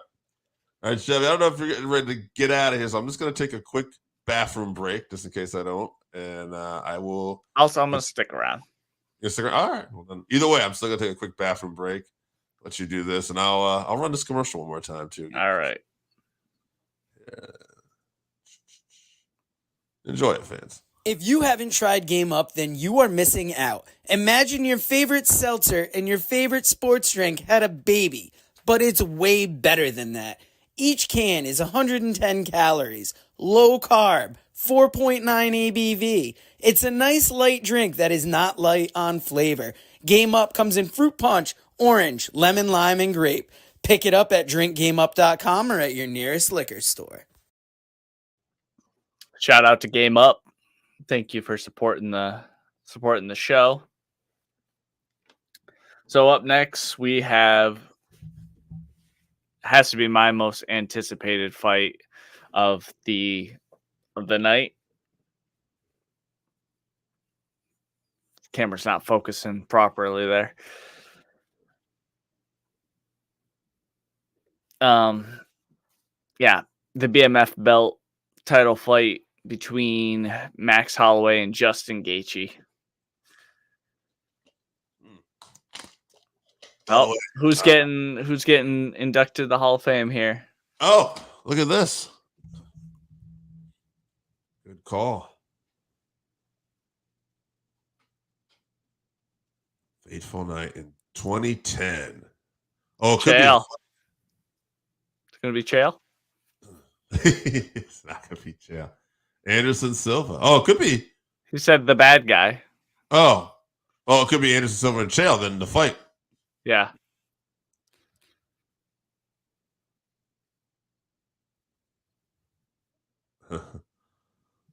That's funny.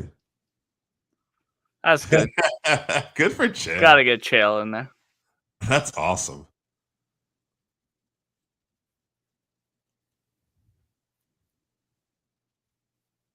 I like that UFC has these like fights to get inducted in the Hall of Fame too.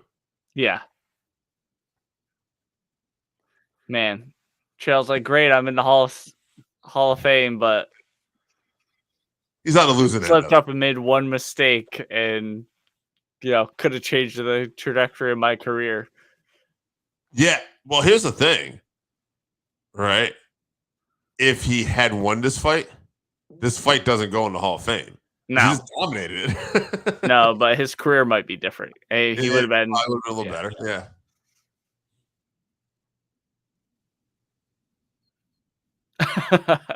No slaps. Yeah. I love it.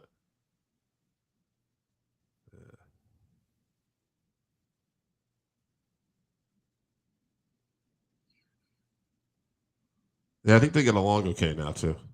Oh yeah.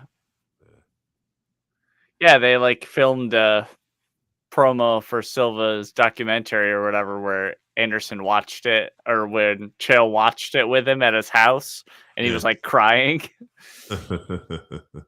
Anderson was, or no, Chael was. Chael was crying. Yeah.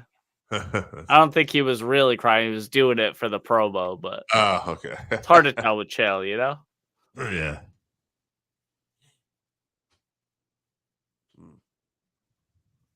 And there it was. Ugh. I always like Chael's response. I tapped out because I thought I was just losing that round. I figured I won the fight. 4 rounds to 1. Yeah. I didn't know the rules. I know. When he was explaining that, I know he was like on a panel with Cruz, and Cruz started laughing. You don't see Dominic Cruz laughing too often. Oh.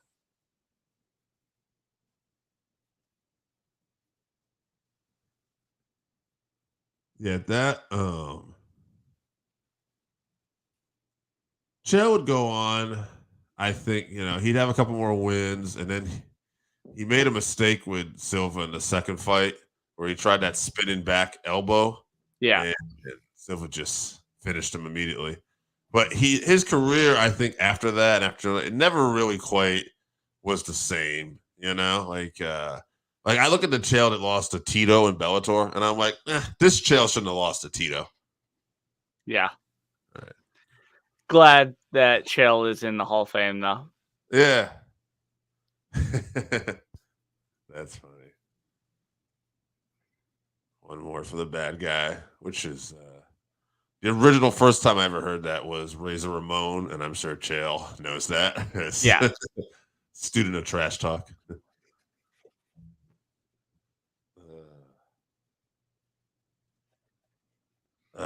Friend of the show telling us a deserving fight for sure. Yeah, absolutely.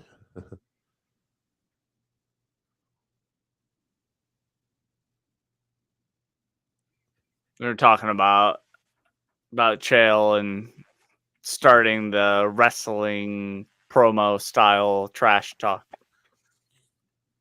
Sure. I mean, so if you go back, like we'll talk a little bit about, I guess, the correlation between pro wrestling and MMA. Muhammad Ali was like, in boxing, one of the greatest trash talkers. And I just saw something with Ali where he talked about like he saw Gorgeous George, like one of the first trash talking pro wrestlers, come out and tell everybody how pretty he was and how much better he was. And he said, man, I saw that guy, everyone to beat him up, and they paid all this money watching him get beat up. I was like, that's a great idea. So he's like, I just started going out there. I'm so pretty. And it's just manifested from there over the years. Wrestlers like Dusty Rhodes, Superstar Billy Graham, Hulk Hogan. And then, MMA years later, you see like Conor McGregor, Chael Sonnen, and even in boxing, Floyd Money Mayweather. So what Chael did I'd say was probably unique to MMA at the time when he did it. There probably wasn't a lot of guys doing that style as well. His stuff is clever too. Like that's, And honestly, without that fight, he probably doesn't have the success of his career because that fight, the fact he came so close, plus his mouth, was what got him into these other fights and money fights afterwards. Yeah. As we're getting ready to look at a promo here for Justin Gaethje and Max Holloway. Justin with those great backflips. Could not possibly get me any more excited for this.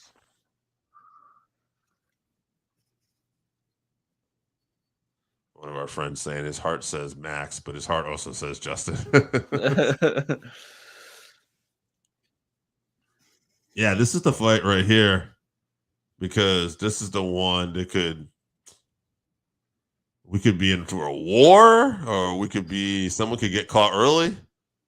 I think we're going to get a little bit of war here though, because again, we talked about this on the broadcast. Max has never been knocked down. Never been knocked down. He also has the most significant strikes in the history of the promotion by a lot, like by double. Be a different Max than when he fought at lightweight before. A bigger Max. Oof. I think we're going 5 rounds in this one. You think so? Yeah. I'm going to pick Max, though. I'm going to pick Max by a 4th round TKO. I think heavy volume. But I also have a feeling I could see us going 5. We're definitely going to go 4. I did see that the odds have evened out a lot more. Interesting.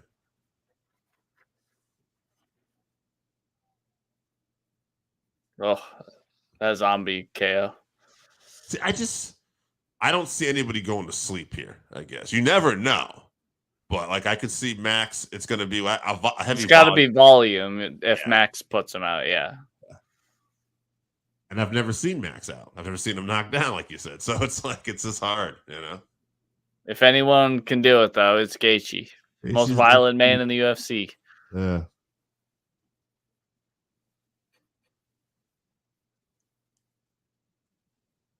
I think, Max talking about it right now. I think he's got a lot of extra motivation from people thinking that he can't do this, that, he's out of his depth. A lot of people were saying he's about to get Tony Ferguson. Yeah. They announced this, Puts a big chip on his shoulder,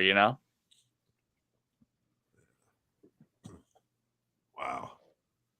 Just watching this has got me excited. Just seeing all these finishes that these guys have had in their career. Max Holloway is another one, man. Like the evolution of that guy. Yeah. He's been in the UFC for so long. Yeah. All the lights and everything. This has got to be Max coming out here, I bet.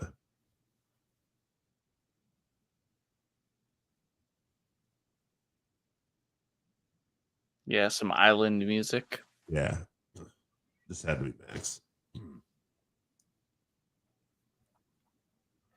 Thank you for staying, by the way, because I don't think anyone else was coming in here tonight. I just had a feeling that. But that's all right, because we're getting to watch some great fights no matter what. And, man, I just see the intensity on Max Holloway's face right now. Yeah, he looks ready to go. Yeah.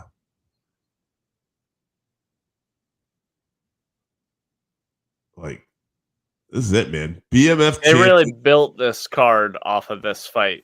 They threw on this main event later on, but this was the big draw for a long time on this card. And, arguably still the biggest draw.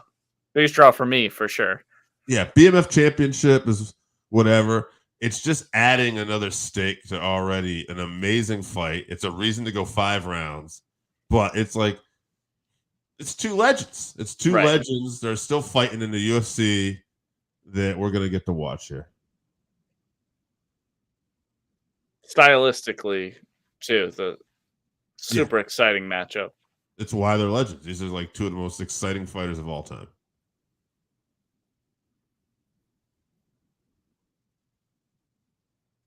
Oh, there you go in his floral print shorts. Oh man! First time I saw this guy, I was not a fan. I ever tell you that? The first time I saw him, yeah, I saw him get tapped out by Dustin Poirier. I want to say early in his career, probably his first or second fight, very young. And I just saw the tattoo. I think that was his first fight in the UFC. Yeah, it was his first fight. Yeah, and that's what I thought. And so I saw the tattoos and everything. I just wasn't a fan of this guy. I'm kind of just starting to really follow UFC, and I'm like, who's this guy? He's not going to be anybody. And then he lost a fight by decision or something, and then he won a couple here and there, and then he lost that fight to McGregor. But it was a fight where McGregor was not really taking him down. Everybody talked about, and Conor even said, I felt like that was a loss because Conor was finishing everybody. And then after that, I just slowly watched him win some fights and improve. Some fights where it's like, oh, well, that's he had a little trouble there, but he won. And it's like, oh no, who is this? He keeps getting better. That Ricardo Lamos fight is when he really started paying attention. When he did the thing where he's pointing down after he's spent 2.5 rounds or 2 rounds and 90% beating up Ricardo Lamas, and then was just willing to throw down anyway. Yeah, he's just he just won me over as time went on. Like it's like, oh, this guy is good. And he's not the same guy I saw break in. He just kept getting better and better. Yeah, definitely has matured. We see the lights go out as we get ready for. He's still technically just now reaching his prime. He's like 32 years old. I know, right? And they say, what is it, 34 in the lightweight division where you could have? Was that the stat? Is it 34 or 35? Where I think it's 35. 35, yeah. But regardless, even if it's 30, you still got. This could be the pinnacle right before. So right, who knows? Get to that title, yeah. But I'll say this. It's a tough path. Yeah, we might be talking about this guy like 42. He's still going at it. Yeah. Justin, not the same on the other hand. Like, I just feel like he's definitely at like a real high point of his career. But man, he's had so many battles where I've seen him knocked out and stuff before too. Like, I feel like we definitely are going to see. I think if we're lucky, maybe we'll get like, a handful of fights out of him and more. It really depends if he wins the title or not. He said when he came in from World Series of Fighting that he's just here to, put on exciting fights, be a highlight, and then he's going to get out. This isn't his career. It's an opportunity to, get some money and some fame. He loves golf, he said, too. Yeah. He's playing golf nowadays. He said he wished he was better at it. But well, he'll have more time if he's retired, I guess, They were showing Trevor Whitman, like how he's always smiling during this. The guy like a psychopath? Yeah, well, it's violence no matter what, they were saying. And Justin's like, that's why he's in my corner. He's like, I work with people who love violence. That's what we do. He said, if he's not smiling, I'll be concerned. Yeah. It would be a very big feather in Gaethje's hat to even knock Max down. Not even knock him out, just knock him down because he's never even been knocked down. Yeah. I'm really curious. I didn't watch the weigh-in. I'm really curious to see them like stand next to each other just to see what they look like, especially now. Like now that the weigh-ins are done and everything.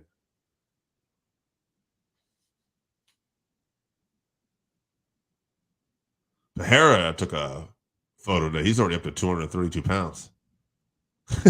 He's so big. I said that to my girlfriend. She's like, oh, that doesn't look good. She's like, he looks healthier here, pointing at the 232 pounds. I'm like, yeah, that's because that's because he's got water in his body.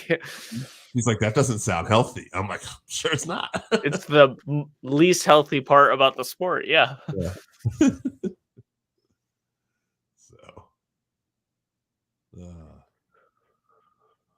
She has a brother from Kansas who's visiting, and I had never met him. We were talking, and I was talking about this, and he goes, do you know Brazilian Jiu-Jitsu? I said, no. I says, thinking about taking it again.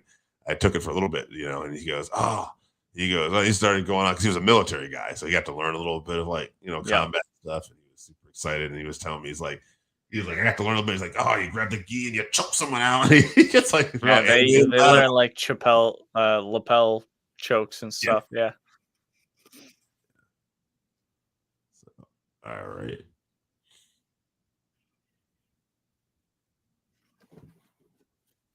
Yeah. Gotta. What is that? Is that your blast now? Yeah. Max Bless Halloway. Shout out Max Bless Halloway. I'm a fan Gaethje, but Max is my boy. I really like Justin. I would have actually said I was rooting for Justin if you asked me like maybe a couple of years ago. Just not even when I liked Max, just because Justin was such a favorite of mine. But now, just I don't know. More goes on and on. Yeah. He's like all class and also just an ultimate warrior. Like, this stuff he does with DC where they rib each other. Is always the good. daddest man on the planet. Yeah.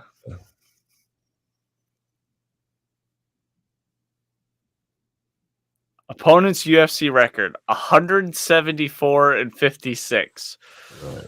That's strength of schedule, though, Mm-hmm. Yeah.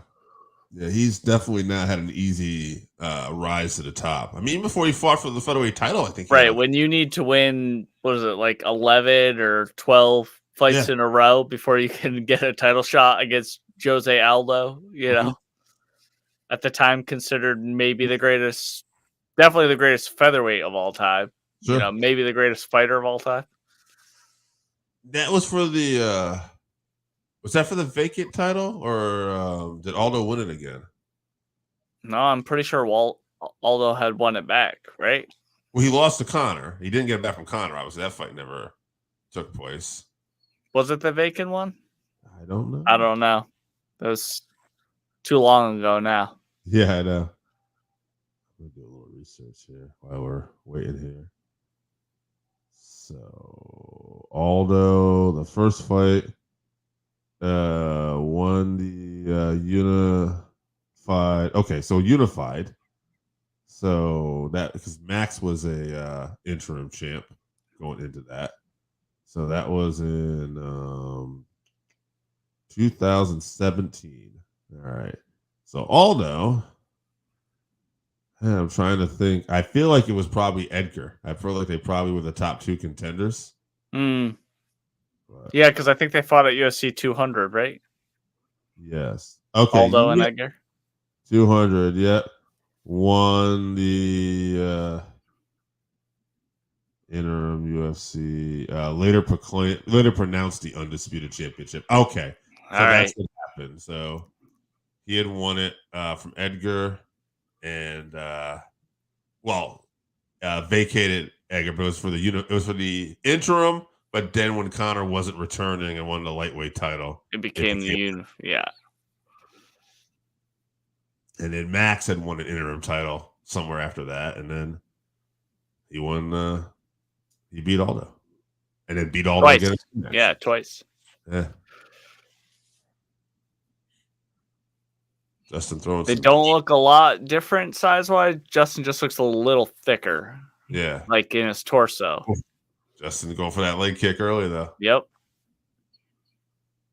This is the range that Max wants to fight at, for sure.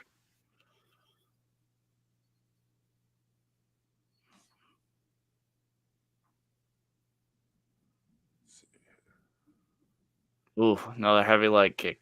Yeah. Gonna have to check those, Max.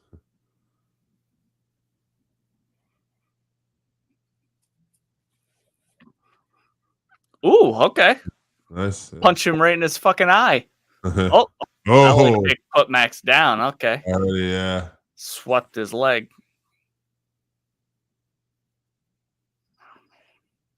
Huh. But he looks fine. He doesn't really look like he's favoring that leg too much. It just No, I think he's stepping on it a little awkwardly. Yeah, Rogan just said that too. Okay. Maybe. Yeah.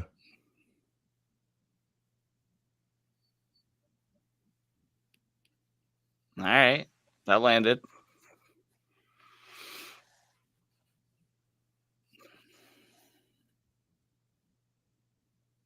Oh.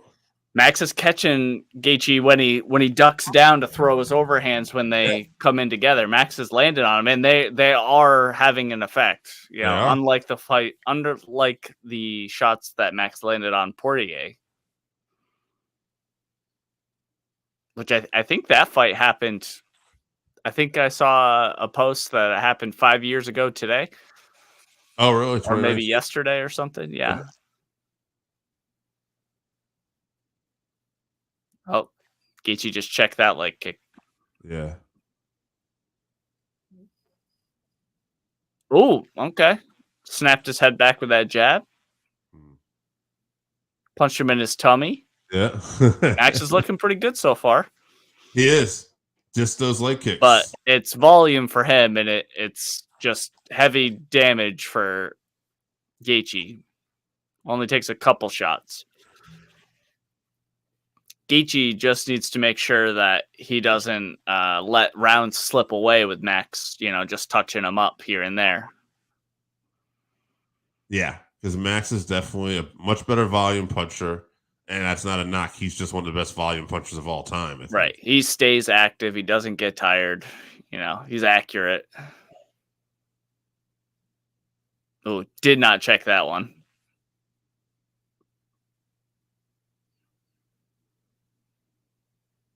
Gaethje is landing heavy leg kicks so far, so.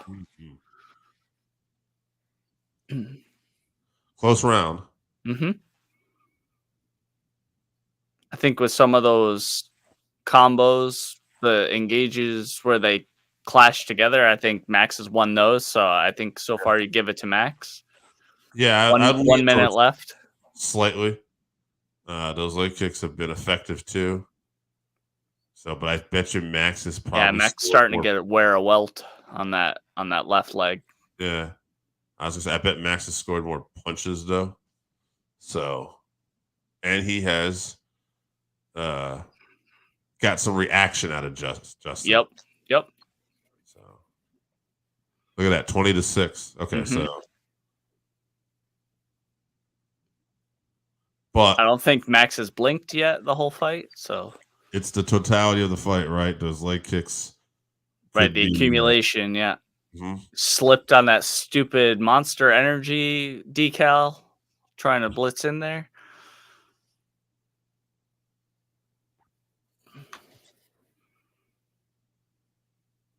I'm not sure what Max is trying to do with those leg kicks, because I think that landed like on his hip, maybe?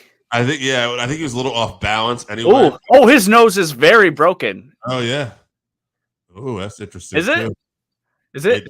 It's definitely swollen, I would say, yeah. Oh, yeah. Oh, yeah, it's broken. Yeah. Wow. It's bothering him, too. Yeah. His eyes are watering. Max's leg, but I wonder where we can see where that might have happened. Oh no, I thought it hit him in the chest, but no, that broke his nose. Yeah, same thing, bro. Same thing. I made the same mistake. Just because it went so fast. Yeah. He didn't blow on it, I don't think, because it would have been a lot. No, it would have swelled up already, yeah. Yeah.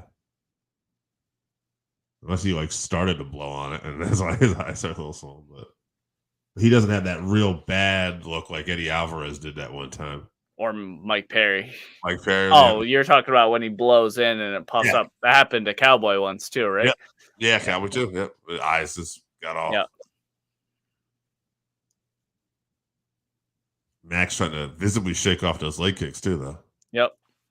Yeah, look for Gaethje to come hard now because he wants to get out of there with that nose for sure. Does not want to be relying on his cardio and you can't breathe through your nose.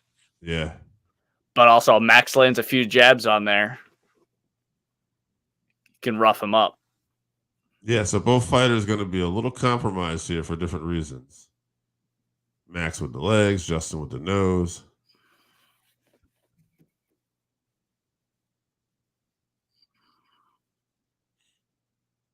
Yeah, it's really bothering. Yeah, Rogan just said the nose is really bothering Gaethje. There's a lot of blood.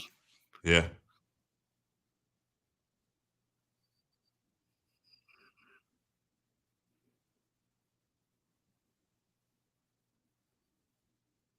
Yeah, Max. Oh. Max varying his shots, throwing a couple kicks. Mm.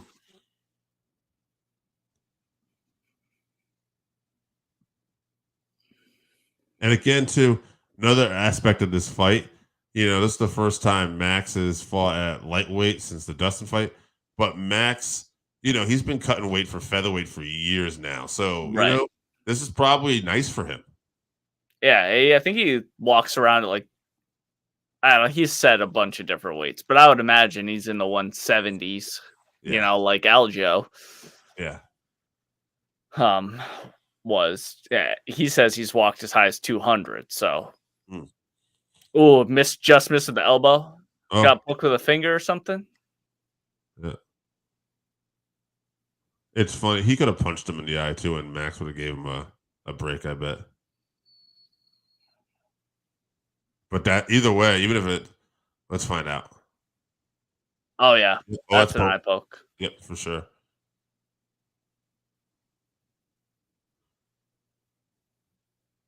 But this is going to be more problem for Justin. Right. He's like, I don't want to see the doctor. I can see. Give me a fucking... He's like, give me a towel, wipe my eye. It would be a bummer for the BMF title in that way. Let's see what the doctor says. He's like, motherfucker, I don't need to see. I got 2 eyes. Mark knows what's up. Mark's going to... He's like, all right, I don't think he's in any... He's like, I don't want my adrenaline to go away. Let's keep this going. Respect to Gaethje. Obviously, it's for the BMF belt.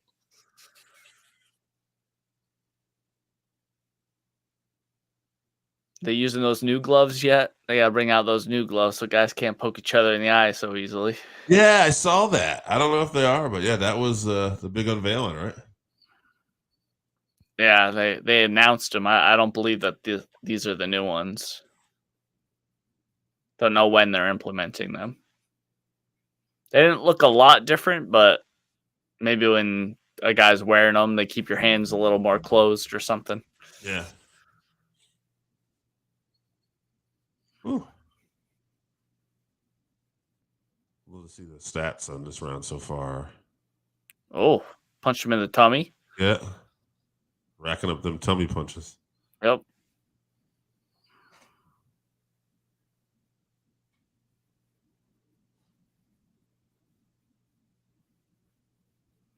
Max has not really been able to land too many headshots in this round. No. I think Gaethje playing a little bit safer coming in, yeah. With a broken nose. That was a good leg kick right there. Yeah, look at Max's way he's iron. His focus, yeah, his focus. Yeah.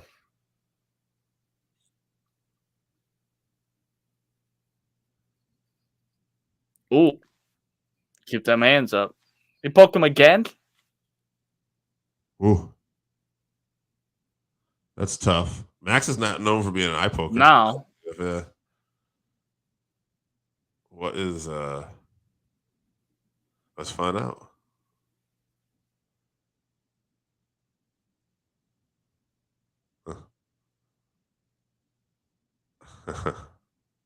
Oh, that's a bad one too. That's it. It's Justin. He's already coming back. One in each eye. Oh, yeah. Broken nose, poke each eye. The guy's already blind as fuck, I'm pretty sure. So yeah. Oh, I will say, as much as I am rooting for Max, we talked about Justin Gaethje wins this fight with a broken nose and got poked in each eye. That is the definition of BMF. Yeah, BMF, yeah.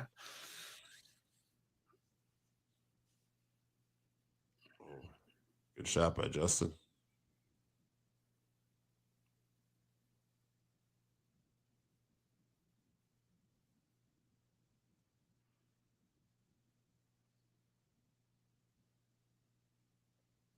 Oh, heavy leg kick. Max definitely feeling that. Yep.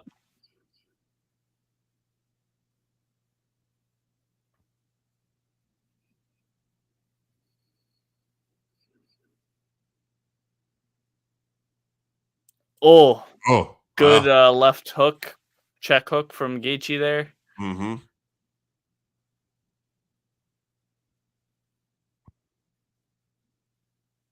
Max got some good shots here too, though. Yeah. 10 seconds left. Another spin kick. That one definitely lands on the torso. Mm-hmm. Oh, I feel like Max is quicker, just a little quicker with his hands. That one was tough to score. Yeah. I'm very biased, but I think I'd give that one to Max too. Gaethje had one really hard leg kick, but yeah, that's where it's kind of going to be interesting to score because it's really what the judges value, right? Those leg kicks versus Max volume punches. Mm-hmm. You know? The leg kicks are related a lot of body shots, like one, jobs, not long combos or anything. But I'm interested to know what Trevor is probably trying to coach against Max right now. You know.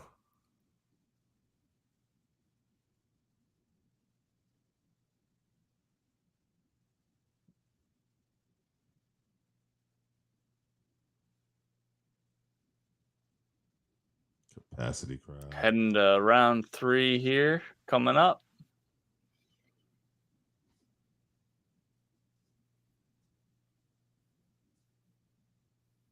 You can tell the crowd. This is in a lot of ways. This is the main event. Right. Yeah. I think this is definitely the fight that people are in the audience have been looking forward to the most. For sure. Another body shot there from Max. Yeah. Another leg kick from Gaethje. Yeah.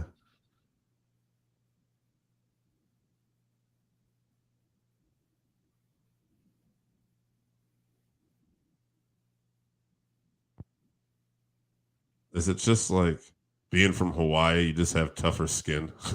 I think you're just tougher overall. Yeah. Like that's that Polynesian blood, you know? Yeah, I just like, how's that like? I know these leg kicks are having an effect on them, but I feel like other people would be like down. Wearing it, yeah.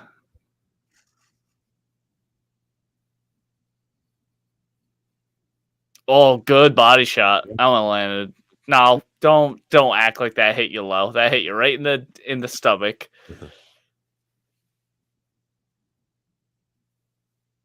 20-2 so far. Or those are body shots, significant body shots, yeah. Gaethje really focusing on the leg. Yeah. Well, that's been trying to set up those headshots. Yeah. Oh. That was a good one. Hard to tell if it landed clean. Max is rolling with a lot of this. Mm-hmm. Best boxer in the UFC. Best boxer in UFC, baby. Yeah. Always remember when he did that to Calvin Kattar. Yeah. And he's looking away, dodging punches. Oh, that one, good kick on the thigh there. Mm-hmm. From Max. Ooh. Good check hook from Gaethje. That was, I think, the best headshot that Gaethje's landed in this fight. Yep.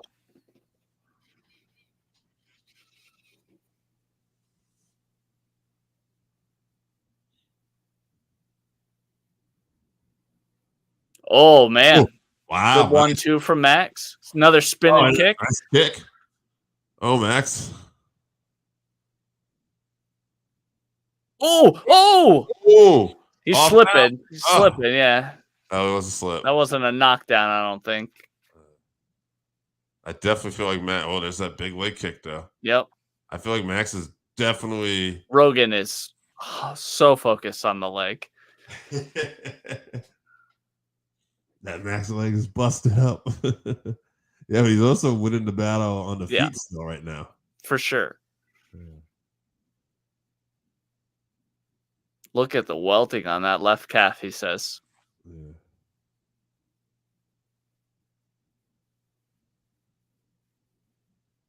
Another body shot. Gaethje does have the same defense. He has a pattern, so Max definitely prepared for the pattern. Yeah, it seems like it. With that spinning kick and the uppercut he was running into. Yeah, interesting. It's just like good right hand from Gaethje. Another good kick, leg kick.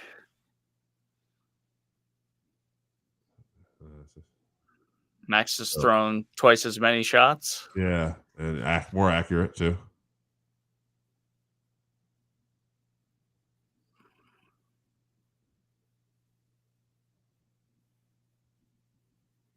So again, we'll see as the fight progresses. But if it continues this way, another good leg kick. Yeah. Volume of Max punches versus those leg kicks. I think Gaethje's trying to lure Max in to a longer combo so he can counter him here. You know, where he shells up. Yeah. And then throws his heavy overhands and stuff. I think he's looking for that. So maybe based off the fact that, Gaethje he can't really get inside on him, so he's got to get Max to come to him. Yeah. Max is just too fast. His speed is so good right now at lightweight here tonight. He looks very good. If he checked leg kicks, he'd be unstoppable. Yeah. I think back to that Dustin fight, and one of the things I remember was like he had some moments in that fight too, but when Dustin... He landed a lot of shots on Dustin, he just couldn't affect him with his shots. Yeah, but the thing with Dustin, when Dustin was hitting that night, he was knocking Max up against the cage. Yeah. Justin has not been able to do that. Right. And Justin he just knocked out Dustin Poirier recently. So, I mean, we're talking about a guy who has the power to do that. This is just a different Max.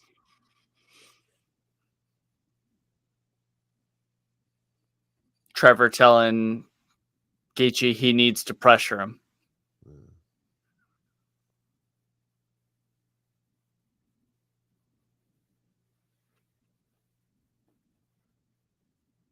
Max looks better with the breathing, but I mean that's to be expected. Yeah, Justin has a broken nose right now too.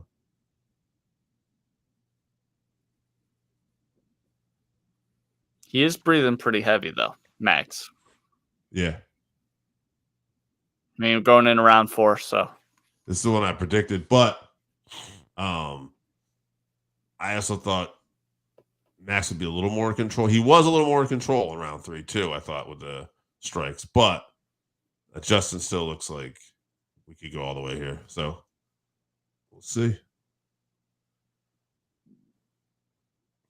And again, I told you earlier too, the one thing I wish we had thought about more is that the leg kicks, Max doesn't defend them, and that has been a factor. So it's yeah. But I mean, Max hasn't even switched his stance. So the funny thing is, the way they're fighting, conceivably, judges could have every round for one person. Yeah, I mean, it's a competitive fight, but it's just like you're just scoring it from one round at a time. Depends how you're scoring it, what you value. Yeah. I mean, that's been the story of the fight for me. From what I'm seeing, is it's Max being quicker, scoring more effectively, with the punches, but Justin heavy with those leg kicks, and Max just not defending them.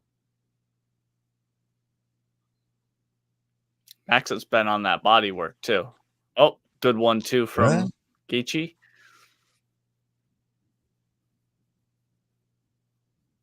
Trevor Whitman yelling to Gaethje. Yeah, got a pressure.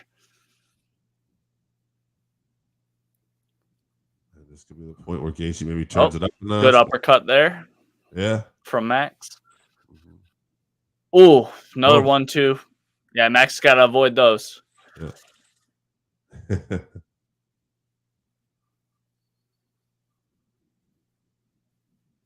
He's going to turn this. Ooh, they both went at the same time. Max got caught there. Yeah. I thought they both went on it. I think Gaethje's trying to draw him in there again. Oh, that landed right on the nose. That one hurt. Yeah. Oh, that one landed right on the nose too. Just throw those jabs out there. Oh, His head kick attempt, I felt Max kind of got his hand up and blocked it. mm-hmm. Yeah, we've seen that before, though, where I think a fighter, I forget who it was, he blocked a head kick like that, broke his arm. Yep.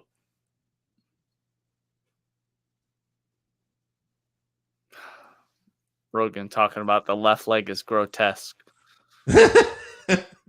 It's not affecting him at all. Nah. It's been the same scenario. It's a little swollen.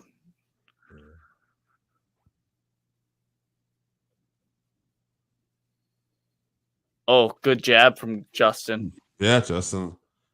This has been Landon a little bit more accurately on this one. Mm-hmm. I'm not saying he's won this round yet, but I would say this is definitely the best round Justin's had on his feet so far. Good uppercut from Max.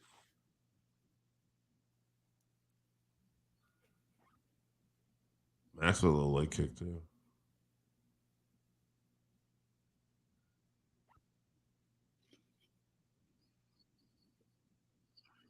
I feel like Max is still showing that he's the quicker of the two, but at times Justin has just shown a little more effectiveness to be able to get inside.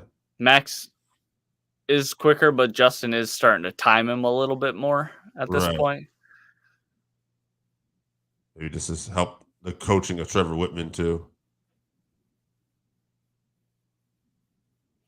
That's the great thing about the relationship. Whitman is such a great coach, and Justin is a really good student. Yeah. Yeah. All right, so let's look here. So, yeah, I mean, actually, look at this round so far. Oh, Max got knocked down. That's a knockdown. Yeah. He's hurt. Get out of there, Max. Come on. Oh. I have to see that again, but that was a knockdown, I think. Oh, yeah. Landed that on his head. And we were seeing that Max had scored more punches in every round so far, including this one. Yep. But that knockdown is going to make this a clearer round for Justin.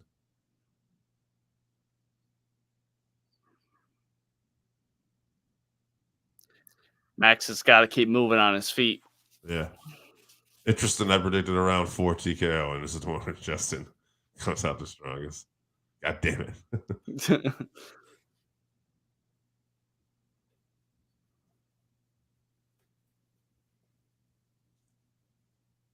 Yeah, Justin coming out strong. It's going to be very interesting in round 5. Mm-hmm. Good left hook from Gaethje. Yeah. Max not landing as accurately in this round. No. And that could be some of the damage from the leg kick, too, maybe affected him. Right. Tougher to get in and out. Yeah. Max still smiling. Justin smiling. Oh, yeah. They love this shit. Yeah. Unbelievable. All right. So I still have it 3-1 for Max right now. Yeah, I think I would give Gaethje that round based on the knockdown. Yeah. But I wouldn't necessarily score it a 10-8. No, because I think Max was definitely winning that before. If this was boxing, that'd be an automatic 10-8. Right. Yeah.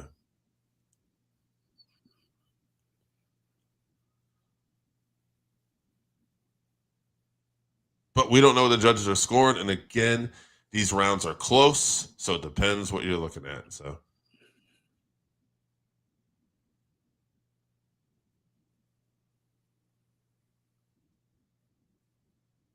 I think he was wiping his foot on the canvas. Yep.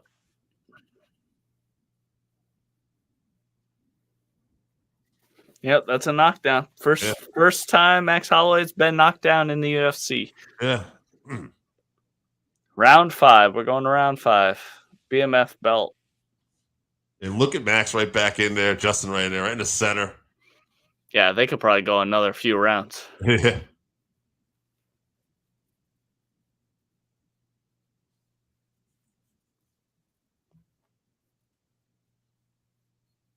Yeah, Max not moving around enough. Not moving laterally enough. He's got to go back to just jabbing Justin in his nose. You know, he broke that nose, and he really hasn't taken advantage of it. Mm-hmm. There's a couple good shots from Max. Yeah. I think Max knows that round was the one he lost, and I think he wants to get it back even more. Yeah. I don't think Gaethje landed a lot of the leg kicks in that one. Mm-hmm. Oh, Justin got a good punch. Max responded with a spin. Yeah, kick. that was a good. That landed right in the breadbasket there.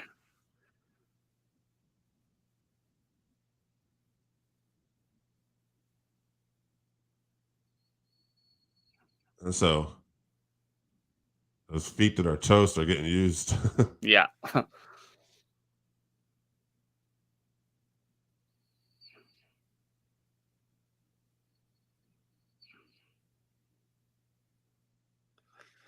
Justin trying to Justin, sneak those uppercuts. yeah, putting the pressure forward here. Yeah. So Halloway is the favorite right now? Yep. Well, he's up, I would imagine, you know. Oh, man. Ooh! Oh, man. Wow! Max turned Finish it it, off. Max. Staggered Please. Justin down. Oh, heavy volume punches. Justin's trying Uppercut. to fire back. Ooh! Oh!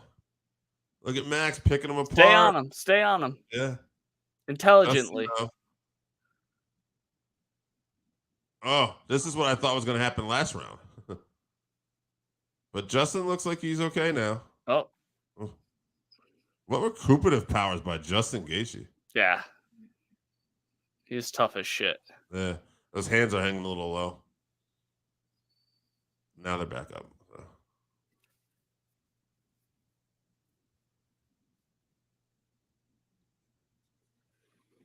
Good on Max for not just blowing his gas. Yeah. You know? Thought he could have kept him pressed up against the cage a little bit more, but.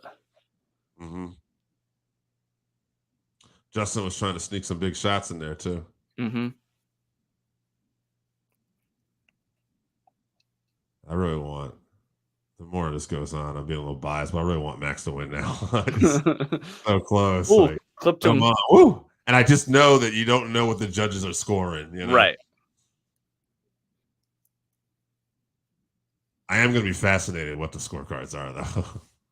Well, Max is definitely winning this one so far, you know, Yeah. unless something changes.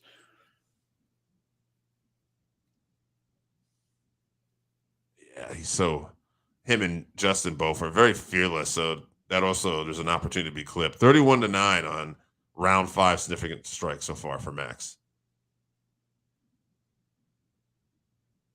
So yeah, that's good on Max. When he moves in there and Gaethje covers up, he angles off to the side, so harder for him to get countered.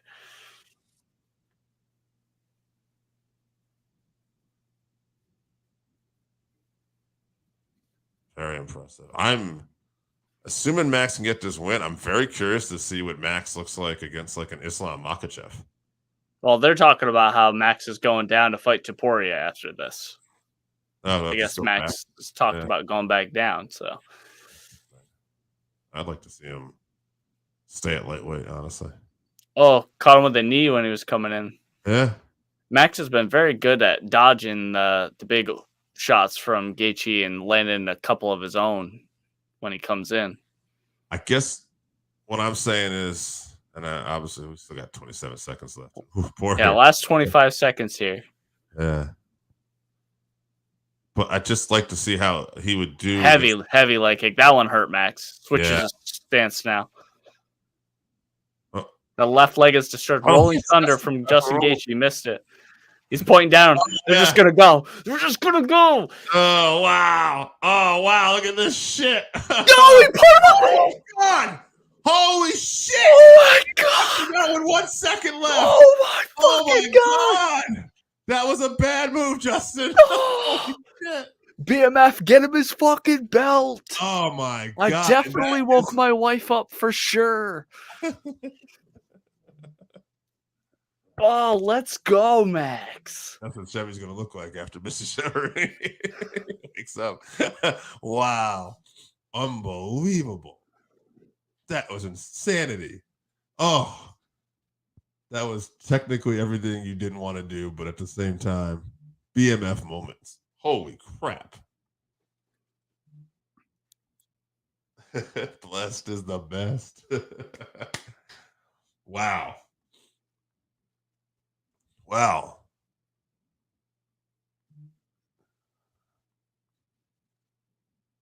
So listen, I'm reading some of the caption here. So they're talking about in a fight that he was winning, he could have easily been 4 rounds up.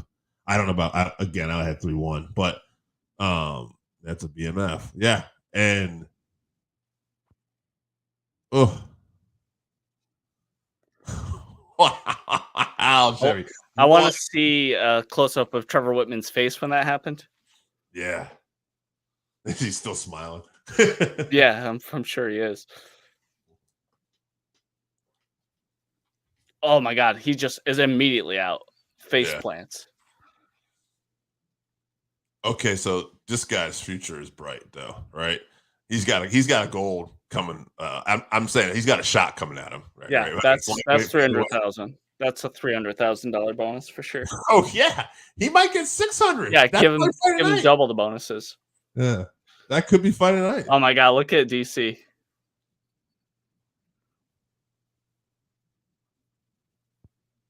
Oh my God, man, I cannot believe that just happened. He's the best. Man's the best. Just like the Lamos fight, he's probably up 4-1. He points at the fucking ground in the middle of the octagon. Gets the most violent fighter in the UFC and knocks him out with 1 second left. I hope they get fight tonight too. I hope he gets performance. That's got to be fight of the night. I mean, unless we see something crazy in the next 2 fights. 600,000 plus whatever he was going to get. Right. His due. Yeah. Strap that BMF title on, and then you give him the title shot of his choice. Who do you want? Yeah, whichever. Yeah. All right, we got a comment. Yeah, absolutely insane. Very interested to hear what Max says on the card here. You know, doubt me now or something like that. Yeah, no doubt, no doubt. ACH Jin, aka Cran. I know who you are. What a fucking moment, man, huh? Yeah, Max Halloway not respecting the clinch. Yeah. Putting it on him. My goodness. ACH knows what I'm talking about. We were not Max Halloway fans in the beginning, but boy, this guy's won people over the years. Holy crap.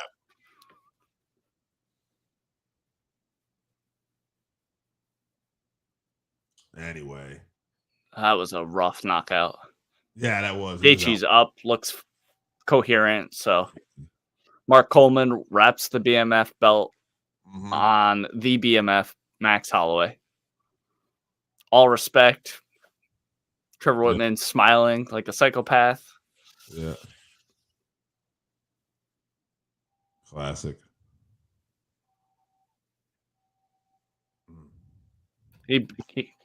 Max gives the belt back to somebody. 2 fights to go. To his wife.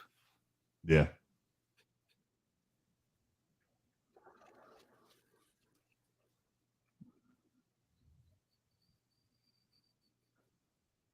Respect.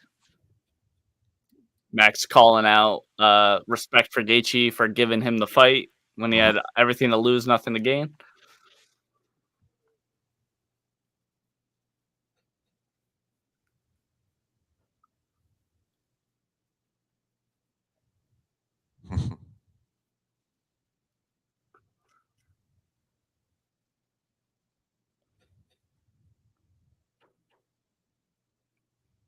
I'm him, Max says.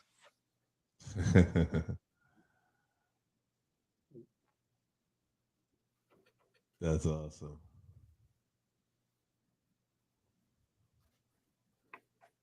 Oh, he's calls out Islam for being famous for defending against 45ers and also calls out Topuria.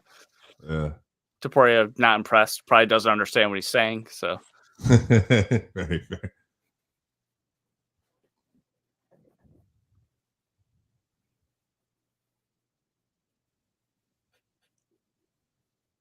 Oh man. I love Max, but both those guys are going to wrestle the shit out of him. Justin didn't want to wrestle at all, so yeah, very different fights. But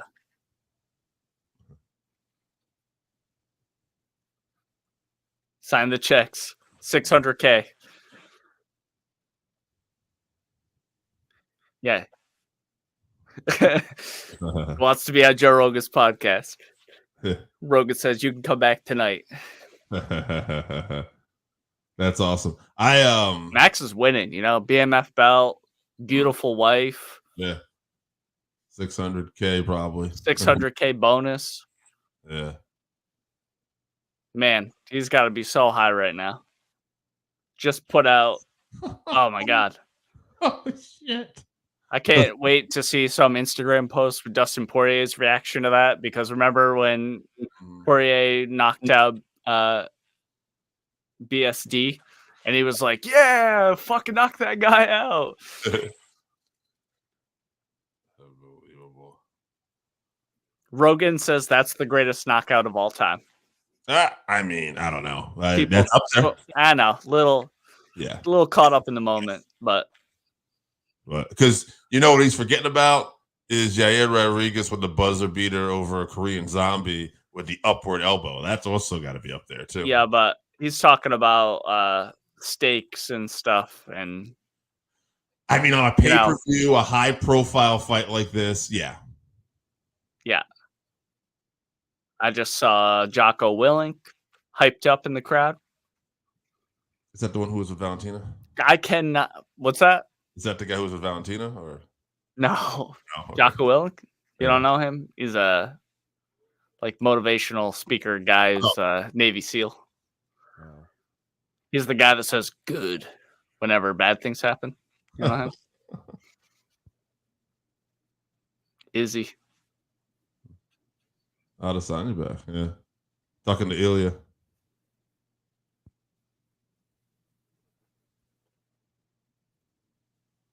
Yeah. Man, I don't care at all what happens to the rest of this card after that.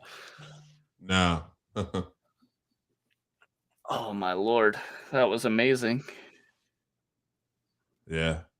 Well, we still got a co-main event. I know. I hope that we get finishes in the next two fights, because it's really going to be hard anyway just to live up to the standards of what we just saw. Yeah, absolutely. That should have been the main event, but yeah. Weili Zhang and Yan. That's Max's move, pointing at the octagon when he's winning. When he's up 4-1, I'd like to see the scorecards for that.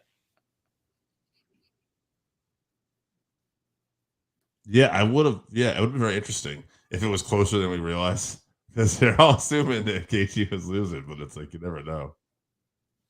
Oh man, I bet Gaethje's such a badass, but I bet if he saw that he was actually winning up 4-1 or something, or he was up, he'd probably be like, "Oh my god, yeah, career suicide."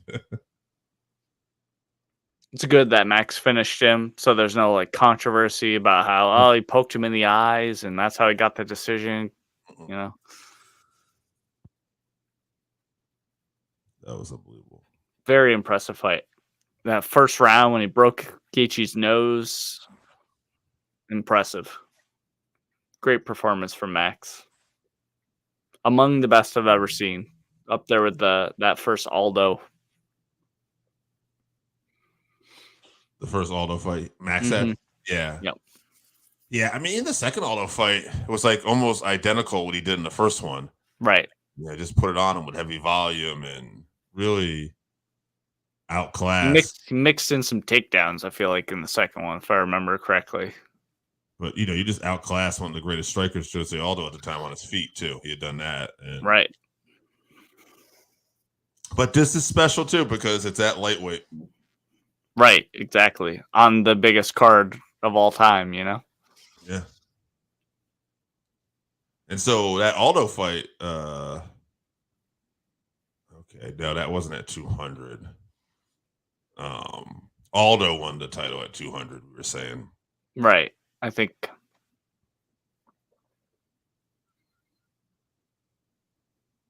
Here's Max Hallway.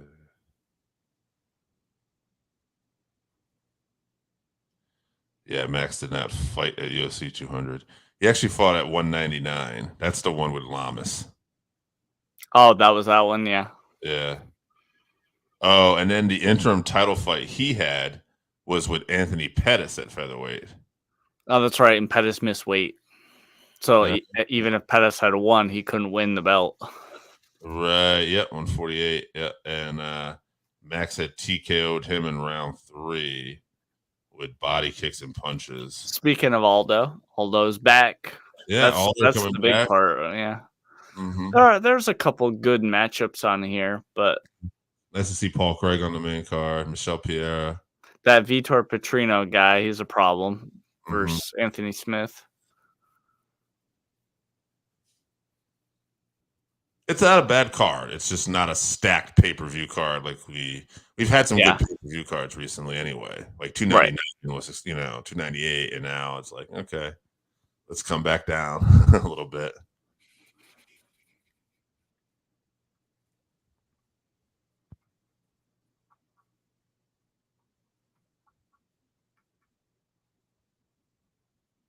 The cards in Brazil are usually pretty good, though. They get a good crowd, a lively crowd. For sure. So what are we here? Okay, so getting ready for Zhang and Yan, and so Yan is 18-3-1. Zhang is 24-3. And she just got a win over Jessica Andrade, right? Yeah.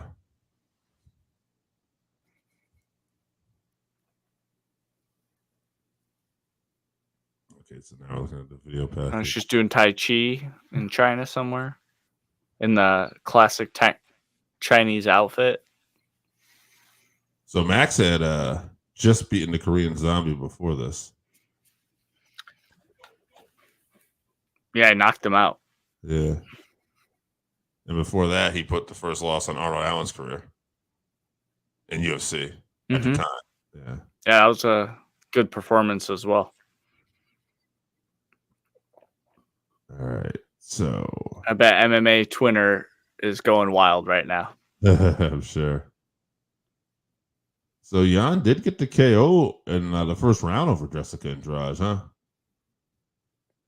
Yeah, that was surprising. Yeah. I wouldn't have thought that. Majority decision win over Mackenzie Dern. Before that, she lost a split decision to Marina. She got TKO'd by Carla Esparza. I don't know how that happened. Carla Esparza doesn't TKO. Must have been it was round and pound or something. Yeah, I don't know. Yeah.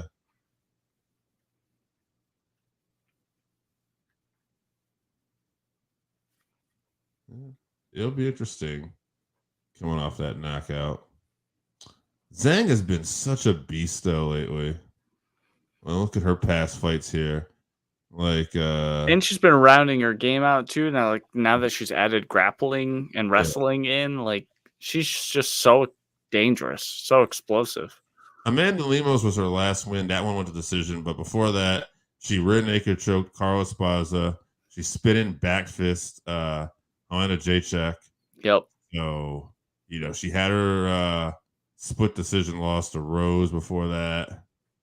But and then she had lost by head kick to Rose. Had come back. But before that, she had one of the greatest fights of all time against Jacek that she won. Right? Mm-hmm. So she's also TKO Jessica Andrade. That I don't have a hard time seeing. That also round 1. So I guess both these women have shown they can get knockout finishes.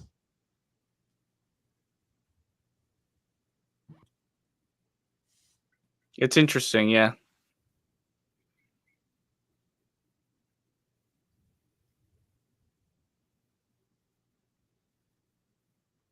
Yeah, it's an interesting division.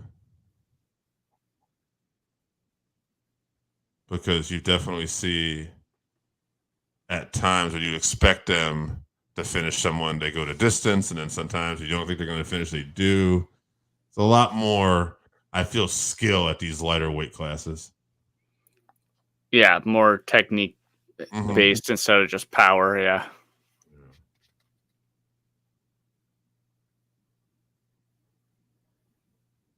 So how do you think Max does against Islam Makhachev. I was gonna say because they're gonna try to wrestle him, but Max He's just gonna get held down. Yeah. Even Topuria, I think, is a tough matchup. If Gaethje wrestled, it would have been a much tougher matchup for Max. But I don't know. I can't pick against the guy. He figures it out. He's just a winner. Yeah, he is. So, and it's just like Volkanovski just had his number. On his feet, I definitely favor him over Islam. Yeah. Yeah. For sure. Yeah. And Topuria too, because he's so much bigger and he can use the range. Topuria is an interesting one on the feet, though. Just because we're seeing the improvement with him too. It's just, boy, put that fight on in Spain, though, huh? Right. That's huge. Max is a real star, so. Yeah. That's a huge box office fight right there. They might do that.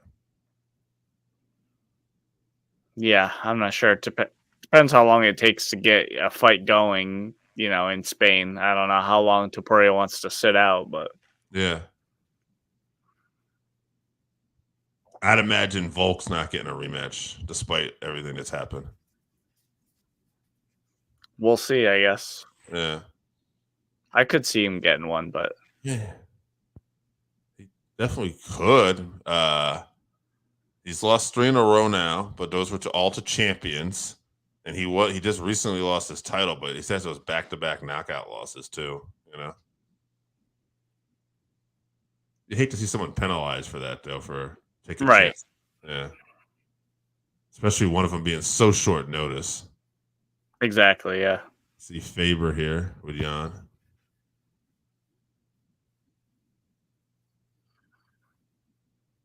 Team Alpha Male. Yep, the California kid. Yeah.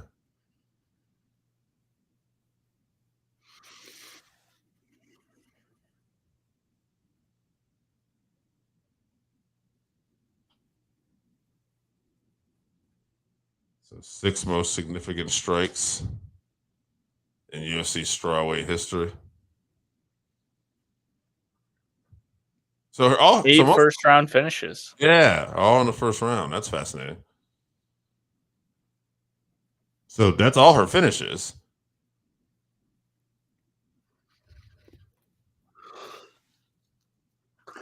Makes you wonder if they're going to come out. Just go right to it. Yeah.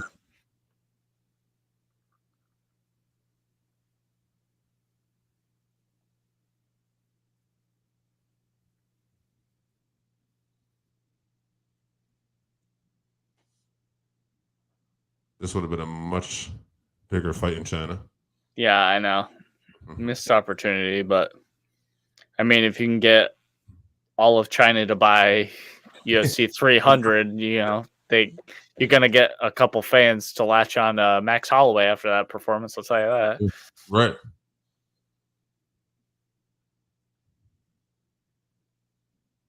Yeah, this has got to be. I don't know if we'll ever find out the buys, but this is probably going to be one of the more successful shows of the year. Oh, yeah. Other than if they get a counter fight. Yeah. Seeing on Twitter, I didn't catch this in the broadcast, but Arman punched a fan during his walkout to fight Charles. Wow. I missed that somehow. Not surprised. I don't know what led to it, but...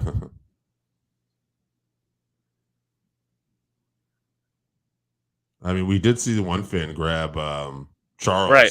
Yeah. Yeah. Imagine you do that to Arman. Right. Don't be grabbing at fighters, people. Yeah, it's not a good idea unless you want to get clapped, Yeah. These aren't the people you want to do that to. Oh, man. Look at the look on her face. Renato Moicano thinks he deserves the 300K bonus. I don't think I think he must have tweeted that before he watched this Max fight. So yeah, ain't nobody getting it after that. Yeah, well, unless they're getting an additional one, Well, Max could get a performance and fight a night, and there would still be one other performance, right? Who fucking knows? Dana does what he wants. Yeah, it's usually just 2 performances and a fight, if I remember correctly. So if that's the case, Hanato definitely could. But you know what? A guy named Diego Lopez could too. Yeah. This was pretty impressive. Yeah, so. his was good too. And I know Hanato's going to do. He's going to get on the microphone again. These motherfuckers, they disrespect me again. Well, he said you need to have something to overcome, and he did almost get walk-off KO'd, so and overcame that. So yeah, they might give some extra bonuses, but under the table stuff, maybe that's not 300K. They might get 50 tonight instead, though. Maybe a little more than normal. Okay, 50,000 too, or something. How long have these walkouts been going on? We were on a high. Now we're settling in here.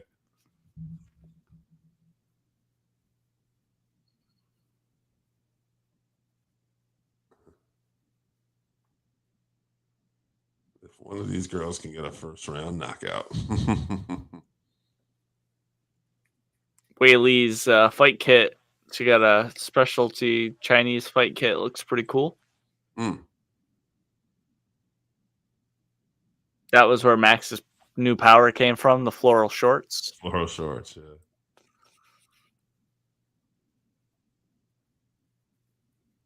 So, very dead even on all these stats. So I take it the 34-year-old thing doesn't apply for the ladies. I don't know if there are a lot of 34-year-old fighters out there, females. Yeah. I mean, if it does apply, then someone's going to break that tonight. They're not both losing.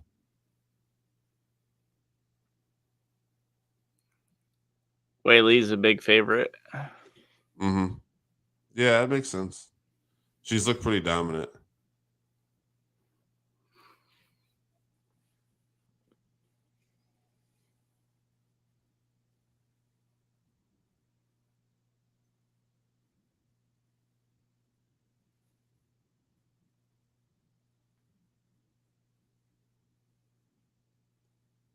So 189 I went to was in 2015. So this is almost 9 years later. And at that time, Jacek was the strawweight champion of the world. She looked like the most dominant champion in the history of MMA. Yeah. No one could stop her. Yeah. Her name was Joanna Champion. Yeah. Conor was riding high. He hadn't even won the featherweight title yet because he won the interim featherweight title that night. So Robbie Lawler was looking like the most amazing welterweight champion of all time, having a great resurgence. And I wouldn't say GSP, but just people were talking about, like, would he be able to put that on GSP? And then he ran into Tyron Woodley, and then Woodley had a great run until he didn't. This all ended. Yeah. I think she just gave Bruce the old fist bump. But I think she's done that before. She's not. I hope she wins so we can hear her speak English, because I love when she's like learning English and the crowd goes crazy whenever she speaks English. Mm-hmm. She just waved at Zuckerberg and Zuckerberg waved back.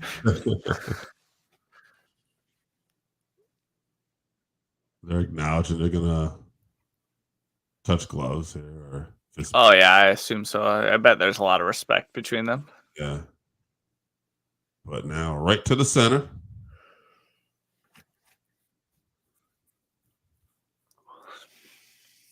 Yan, I mean, she's got a wide stance, but she's not so much taller than Weili. I thought she was going to look a lot taller.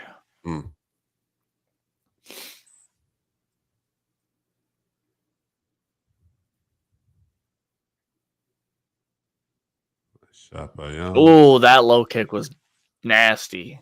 Yeah. Rogan will be telling us her leg is toast shortly. Oh. Aggressive. Good scramble. Good clinch. Both women trying to get that takedown early. Yan putting her fingers in the cage. Yeah.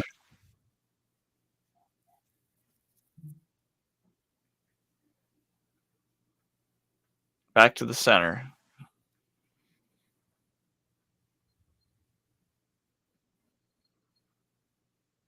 So nobody with a takedown yet. Don't think Yan is overly worried about Weili's power. Doesn't seem. No.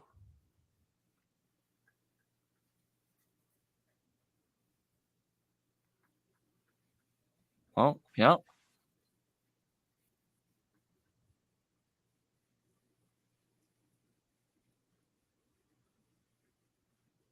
Wait with a crane kick. Yeah. The tummy.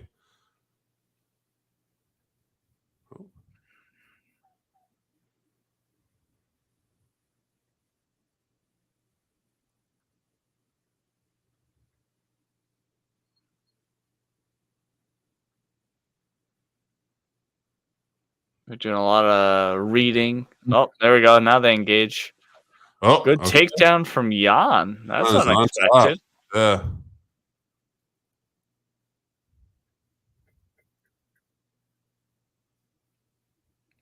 Stands up. Oh. I think Jan's winning this round. We're about halfway through now. Mm-hmm.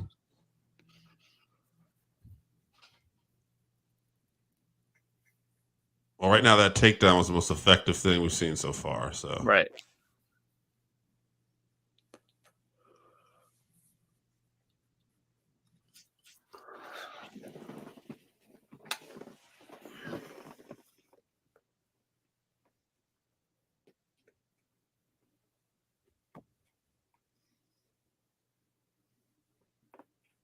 Oh my God! Snipped her with that right hand. Yeah. Yeah, looking to be the stronger of the two right now, huh?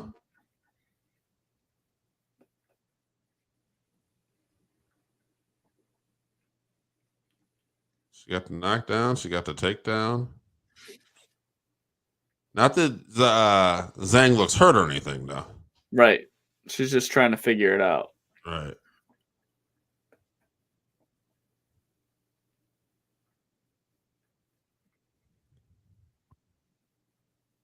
Yeah. Yan looks very cautious still, too. Like she's respecting Weili's power. Right. Oh, spinning back fist. Yeah, nice spinning back fist by Zhang.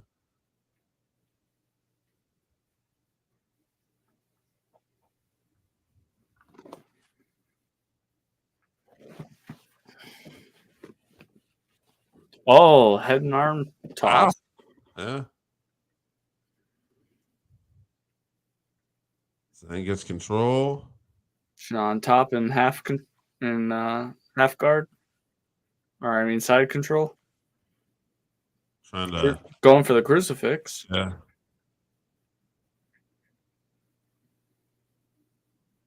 Throw some elbows.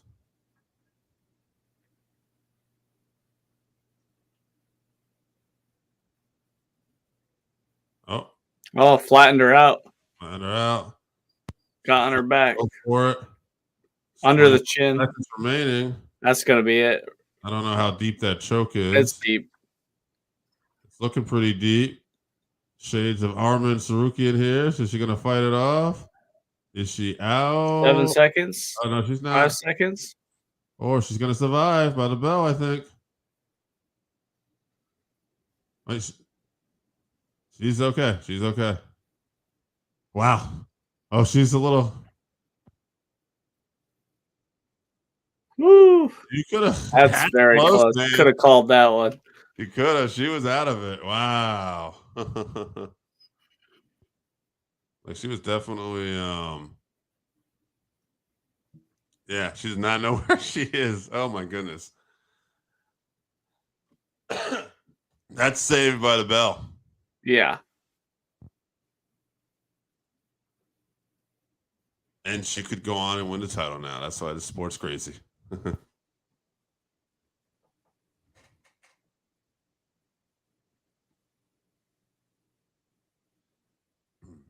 And that's interesting decision too, right, by the referee, right? Because he could have probably called it there if he wanted to on some level too. Yeah. It's a championship fight. Yeah. He knows that give her every opportunity. Right. you know. Their commentators are talking about how the Cutman said, "I can wake her up," and then he put his finger like in a pressure point on her nose or something. Yeah. And they're talking about, you can do that? Question mark. Well, I mean, why not? What's the problem? I mean, you're in there taking a break. They're trying to get you back to where you need to be. Right. Yeah. I mean, you're not giving her an illegal substance. You're not, Right. It's not adrenaline. Yeah.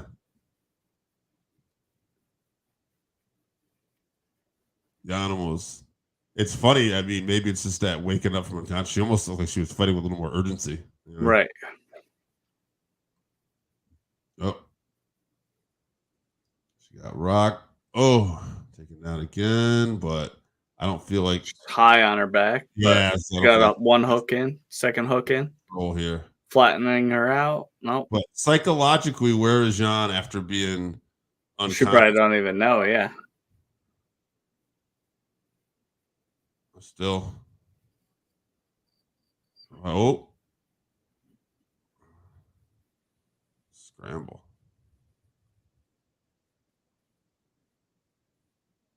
Yan is powerful grappling. He is doing her best to try to had the whizzer and everything. Yeah. Just forced her down. But defensively, Yan fighting back really well in the sense that Weili can't get top control here. Yeah, she got her in half guard, kind of. Oh, she lost guard. Yeah, and then Zhang inside control now. Yeah. Side control. Working our way near that cage, too. Yeah, she's trying to wall walk. Yeah.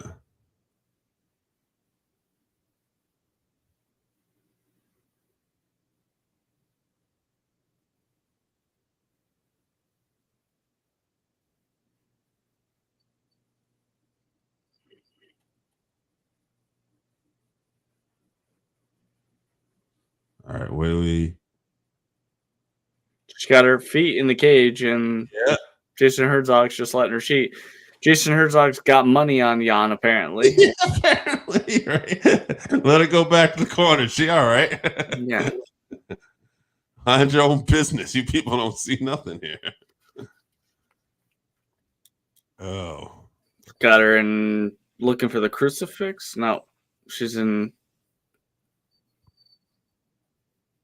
3/4 guard now. Mm-hmm. Looking to take the back. Trying. She got both hooks in, flattening her out. Yep. Landing right hands. Absolutely. Oh, this is going to be it. This could be it. She's got one of her hands. Well, she's getting up to her knees. Yeah. Flattened out again. Oh. And now trying for the submission.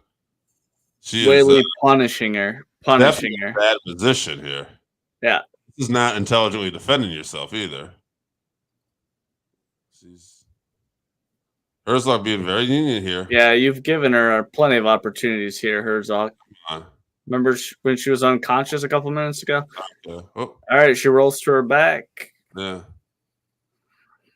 We're going to look stupid here because it's not over. Herzog's like, you damn right I got money on this. Mind your own business. He's fine.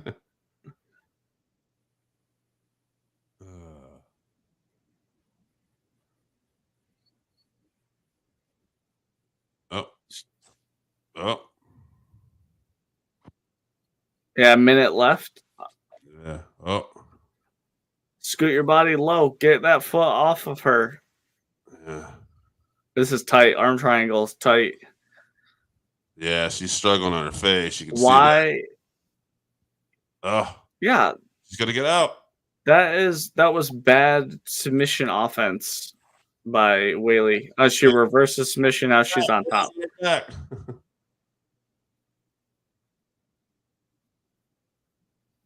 Zhang scoots out, and they're standing.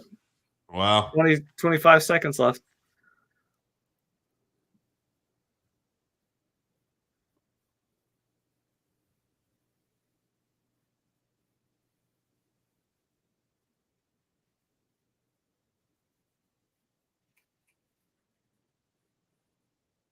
Ooh. Oh. Unbelievable. All right. But a couple good shots there at the end. So 10-8 round for Weili, probably. Sure. I don't She know. almost had her finished. She had her flattened out. But I just think interesting that Yan got a couple good shots at the end of this, and it's like Yan, despite getting 10-8, despite really being saved by the bell in that first round, is still possibly really in this fight. Still in the fight, yeah. Yeah.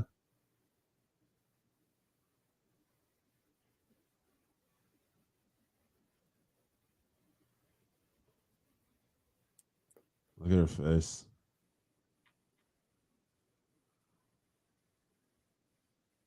Weili should have had that finished, that arm triangle. Yeah.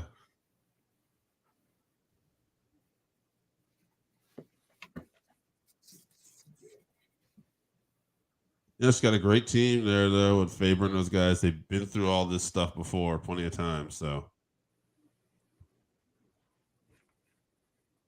keep Yan calm.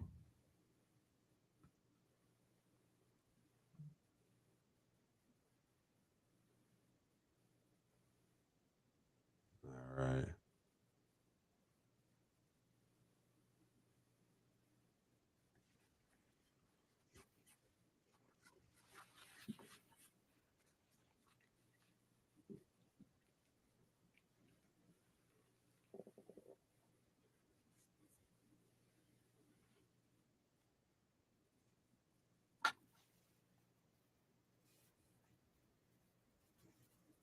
All right.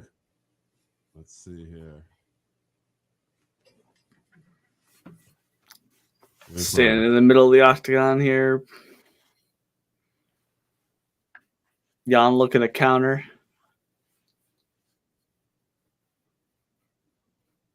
Oh.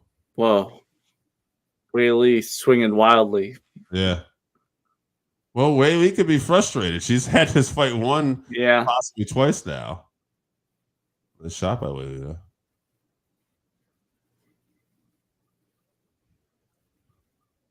Oh, she threw that calf kick and got caught. Got punished for it. She's trying to kick her in their lady bits. Yeah, I was like, no. No, you will not.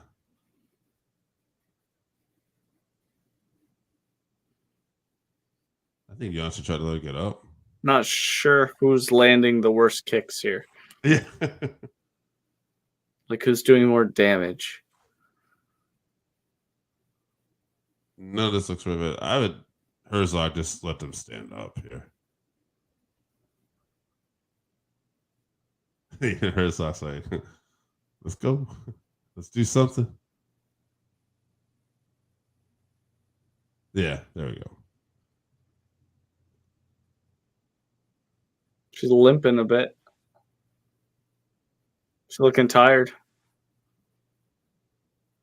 Oh, Zhang, right? Zhang looking a bit tired. Yeah, Weili was tired of me too. Yeah.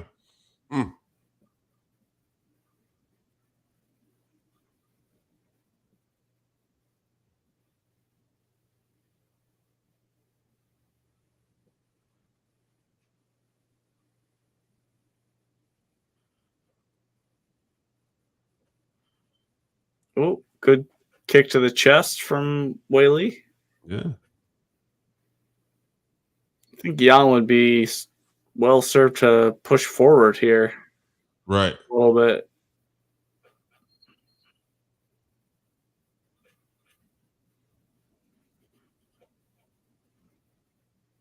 Almost a little they catch each other with elbows?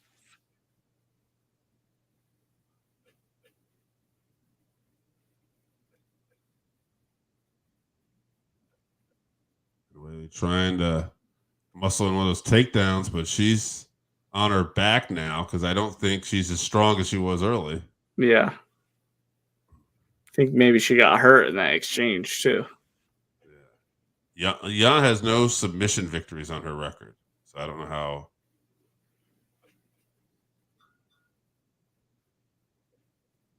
She'll do on this. Could get some ground and pound though. Right.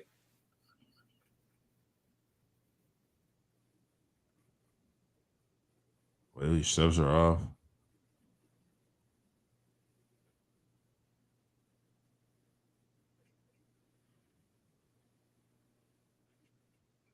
Oh. Good sweep and takedown from Yan. I'd say Jan's winning this round now, right? Yeah, I think so. Yeah. I think she's done enough. So, although we have a 10-8, then she'd be down still by 2.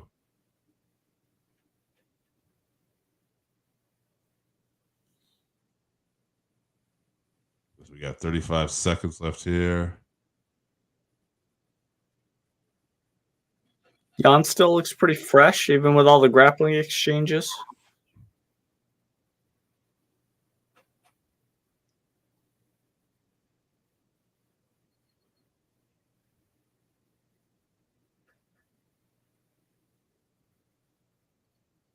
Explosive blitz in. Ends in a clinch.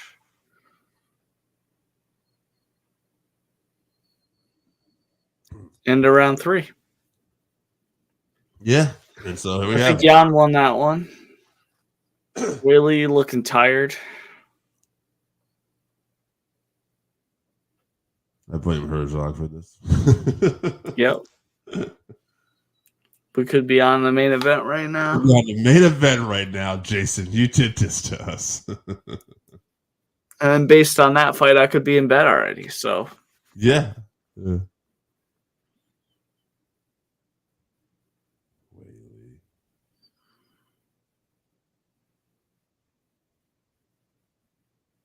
Yeah, I don't know if we're gonna get a finish now. Where are we going in the round? That was just round 3, right? yeah, that was round 3. So we got 2 more.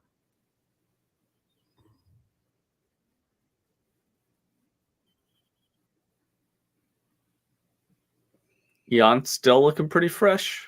Mm-hmm.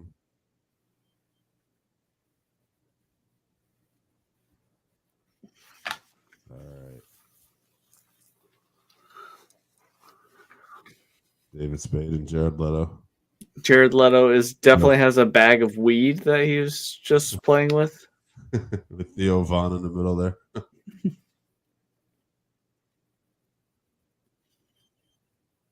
All right. Come on, ladies. Let it all hang out here. The first women's BMF championship. Come on.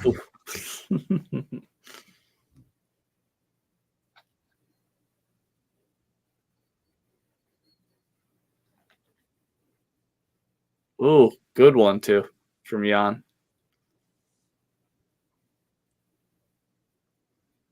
Yeah, Weili seems like she's just swinging a little more wildly. As she putting everything behind this. Yeah. Every time she goes in with that low kick, she's getting countered now. Yeah. And every counter is putting her on her butt.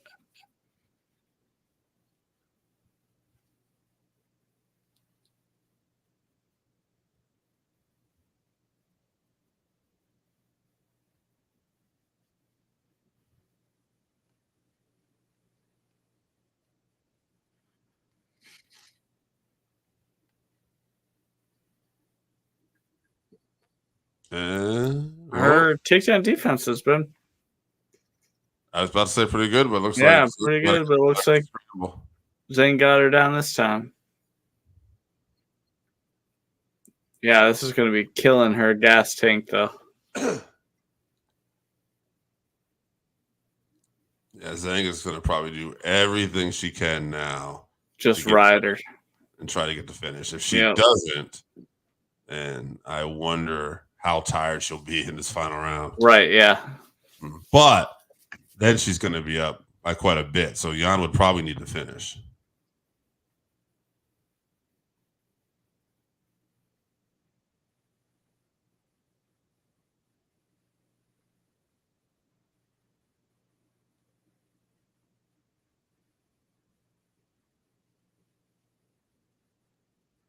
Yan fighting the hand. Yep, trying to fight the hands. Mitigating the attacks from Weili. Yeah. Weili getting those punches in, but probably not as effective as they were earlier. Jason Herzog breaking something up there. Was someone in the gloves? Must have been a hold in the glove, yeah.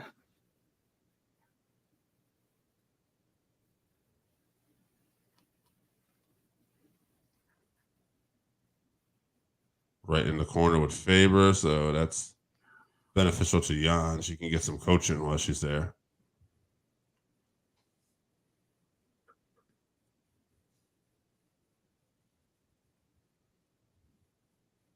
Weili pulling her to her back, rotating her Mm-hmm. away from the cage. She's like, no alpha male. We don't hear this, coach. No.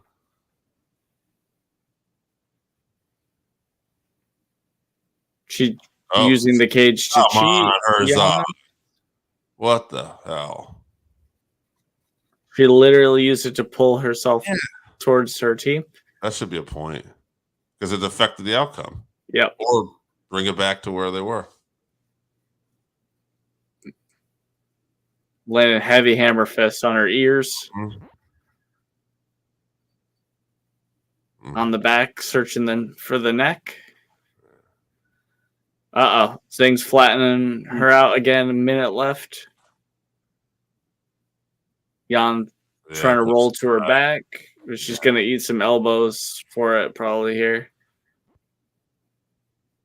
Now Zhang looks a little up high.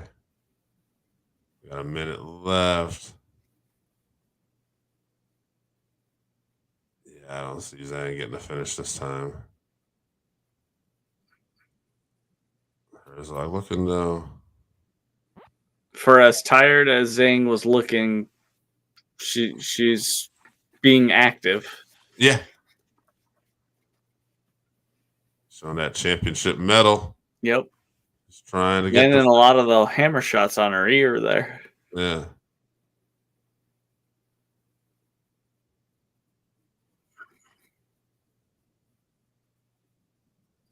Yeah, swinging the momentum back towards Zhang for sure.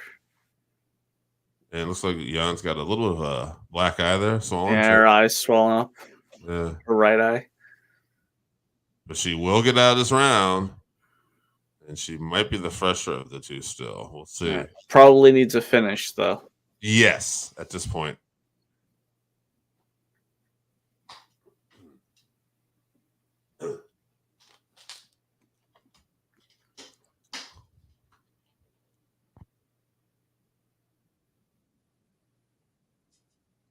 Yeah, they're going to try to fix that eye.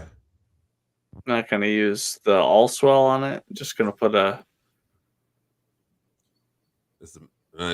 rag on it. I'm confused. Yeah.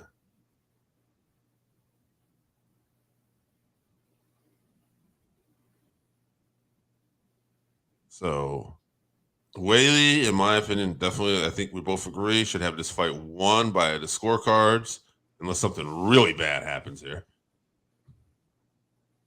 Make one of the most craziest rounds ever.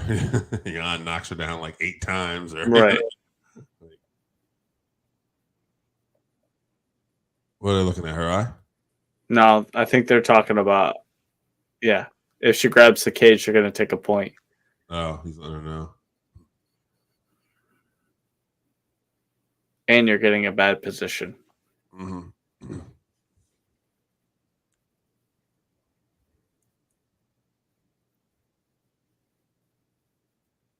All right, round 5.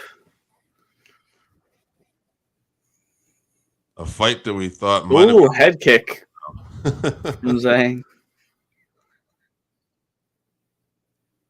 Weili is now a minus 1,050 favorite. Yeah. And she gets the fight to the ground. Yeah.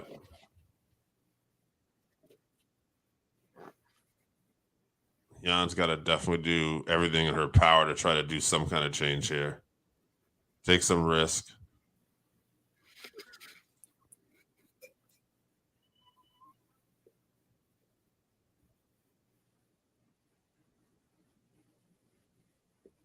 Oh, Weili. Nope. Okay. Yeah. And they're standing again. 4 minutes left.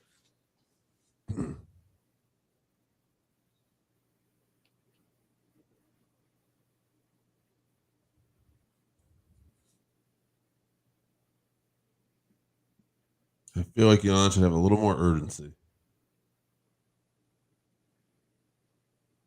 Right. Like she's hoping that Zhang's going to walk into something, I guess. Probably. I mean, it's happened a couple of times in this fight, so I can see why she's trying to be patient. But, man, I don't know. Oh. Yeah. Oh, good takedown. Good, well-timed takedown from Zhang. Yan's just got heart, though. I have to give it that to her. Like, she's done very well. She just keeps fighting. Gives up her back.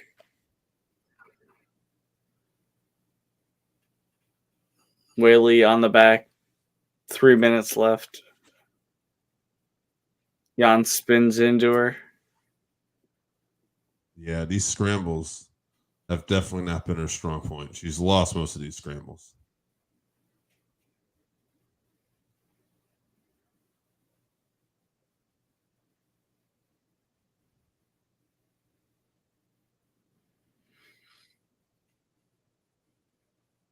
I guess this goes all back to Weili Zhang's improved wrestling game over the last several fights. Right. Good top pressure. Not doing a lot of damage, but she's controlling Yan.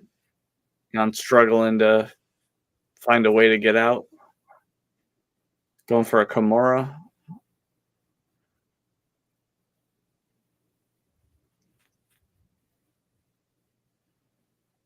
Two minutes left.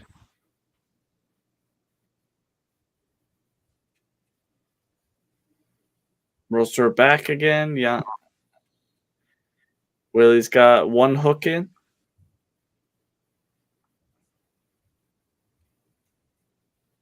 Looking for an opportunity to wrap up that neck.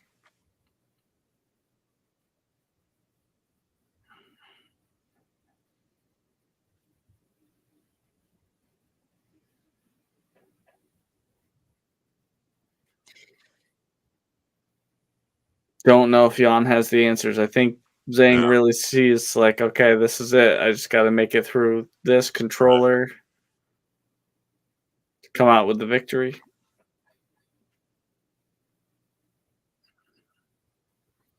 Yeah, I agree with that. I mean, Zhang looks tired herself, but it looks like she knows she has control of this. I think she'd like to be able to finish her, but she's content also just to control here. Yan looking for opportunities to get up, but just Zhang's ready. She's just riding her. Yeah. She has the advantage here. She knows it. But she just can't put her away. Could have probably put her away early. Well, she did basically put her to sleep in the first round. So 30 seconds left here.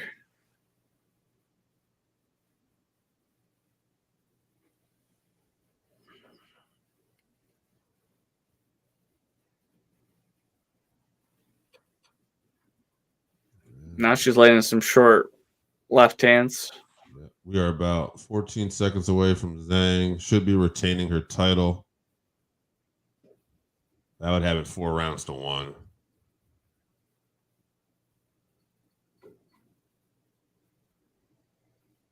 All right. Fight goes to distance. I'm sleepy. 101.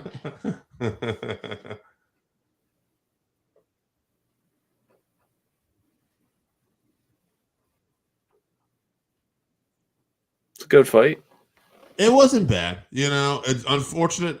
You know, in wrestling, we talk about position of the card sometime, right? Where you start off with this hot match and then you go and then you're like, sometimes you're stuck after something really hot. And it's just like people aren't looking for it. Hard to follow. Yeah. Yeah. I feel like that's the problem here. Like we were following Max and Justin and, you know, if I was a promoter, I would have hoped for that early finish, even just to like lead into the next fight, because you're just not going to be able to go on the same ride after what you just saw. Yeah. But Hey, good for Weili. Impressive that I'm assuming, we've seen strange things happen. Right.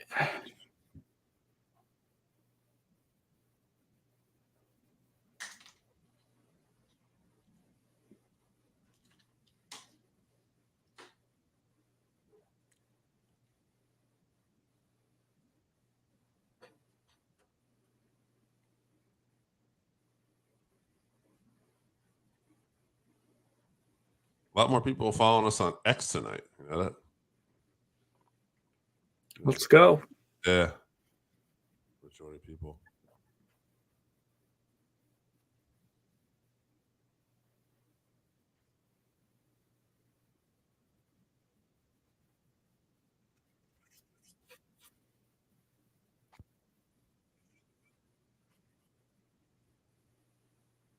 Got some people just like, come on, just tell us. All right, let's see who wins this decision here.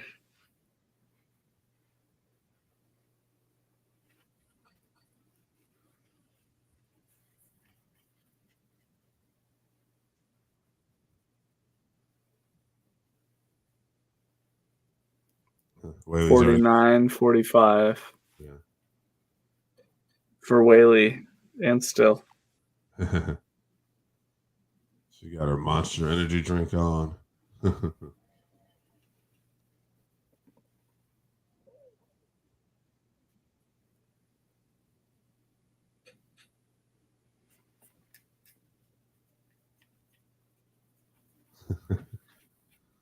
Oh, God.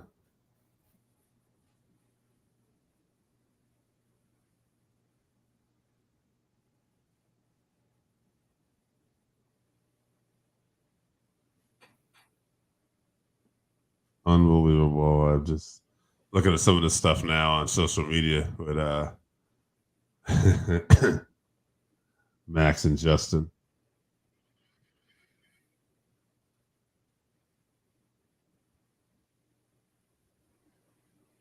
Dana White posted the finish on Twitter.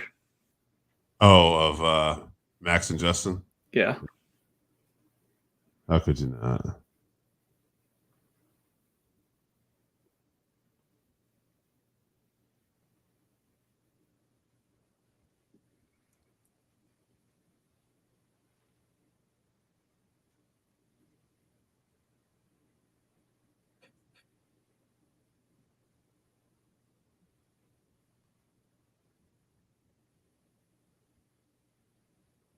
They're looking back at that where she was unconscious now. Yeah.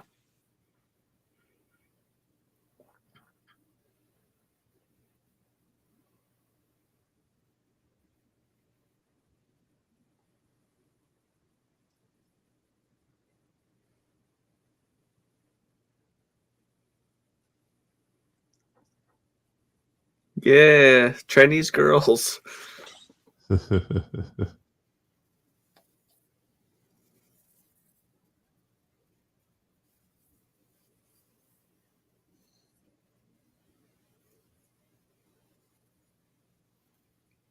They want us to go to China to travel?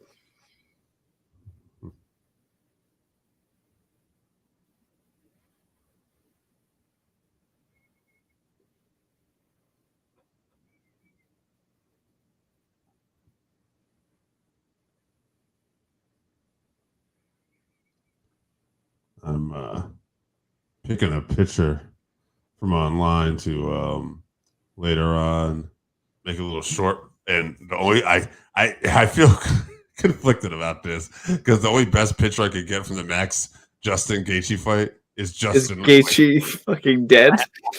I'm like, it's not disrespect, brother. It's just content. I need something. This is maybe I'll look for another one after we're done. But Hey, look, it's David Spade. Yeah. Hey, look, it's Kamaru Usman. Excuse me, I'm tired, guys. Rage Against the Machine, Tom Aspinall, Mackenzie Dern in the back. Masvidal, and DDP. Hoist. Yeah, of course, he's at UFC 300 as well. He should be. All right, one more fight. Main event. Main event of the evening. Oh, Weili, only one title fight defense or one title defense behind Joanna. Yeah, who would be next on the list of contenders? I have to look. Like, is she in jeopardy, I wonder? Who can touch Weili?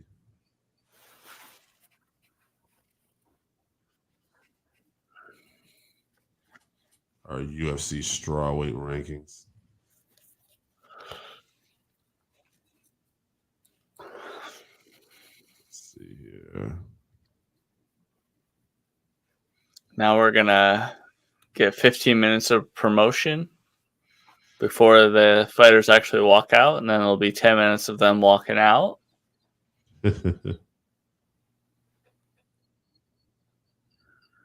Tatiana Suarez. She's hurt again, right? Yeah, I think she might be. What's that?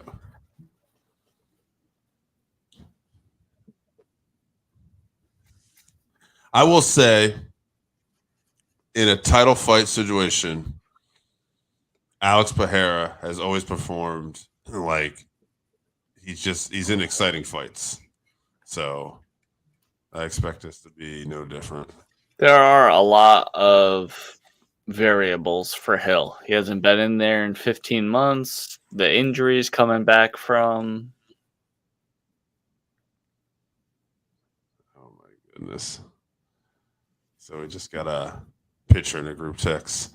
Very common Dana White, the thing, with Conor McGregor, isn't he great? Or have you heard of, this one? Have you heard of Diego Lopez? And he's got the hair. Yeah. Yeah. That's a good one.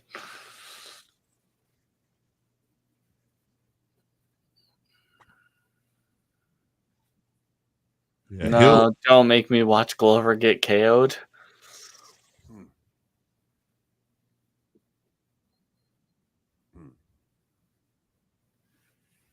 I watched, I think we talked about it. I watched that fight where Paul Craig broke Hill's arm, and Hill just kept punching him. Yeah. They stopped it anyway, though. Yeah, because he got a broken arm.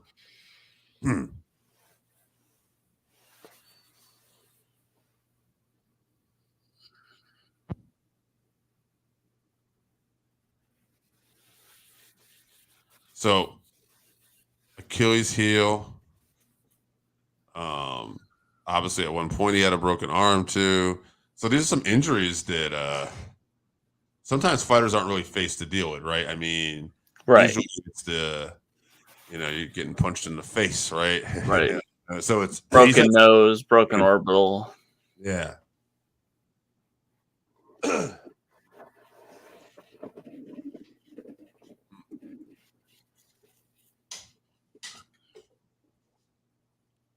Showing the promo of Alex and Yuri fighting. Yeah. Pereira is such an interesting guy to me in this MMA game because he can finish you. He's one of the best, but again, because of his inexperience at this level, I feel like he's very vulnerable still. Yeah. And people don't seem to be able to get him down or do anything with him on the ground, but standing, he has all this kickboxing experience. So I know it's not a 1-for-1 likeness, but he seems to have adapted well. Mm-hmm.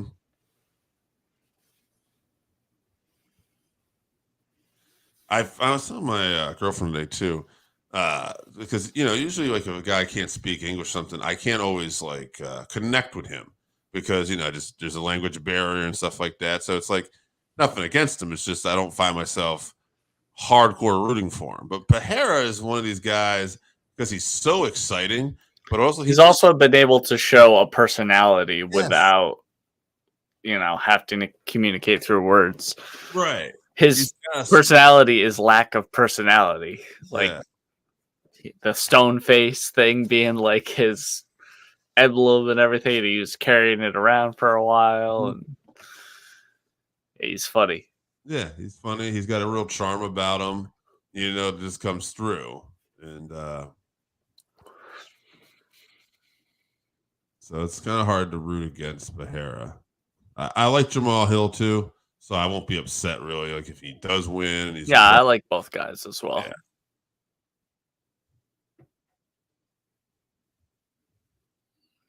Well, going back to that time that he put Johnny Walker to sleep. Yeah, Johnny Walker went down like he was a bad guy in a cartoon. All right, here we go.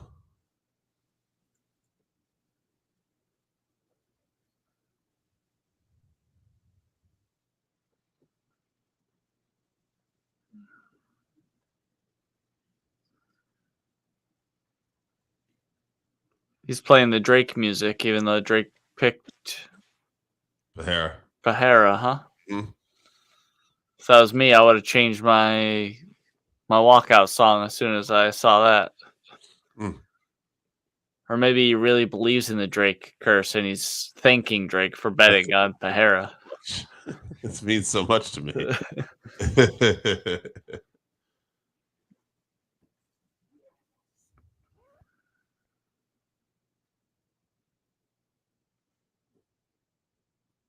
Here comes Sweet Dreams. Jamahal Hill.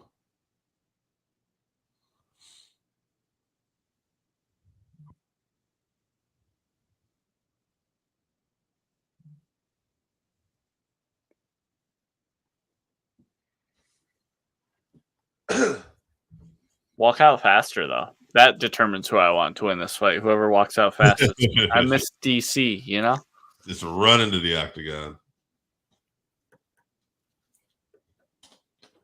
Anybody watching us on the West Coast tonight, we're in the East Coast. And so just know that. We're not always just low energy. It's 1:14 in the morning here. So at this point, we're feeling it. This is the price to pay if you're a UFC fan on the East Coast. I had to get up early today too. Yeah. Didn't get a nap in. I got a very small one. Not like a nap I would normally take for a UFC event. Like I would try to get an hour in. I got 15, 20 minutes. And then I was up semi-early, not bread man early. I actually I wasn't up bread man early either. I was up around 6. Yeah. And I think I also ate an entire pizza and drank a few beers before getting on this thing, so that didn't help me either. I'm sure it did not. It helped me in any way.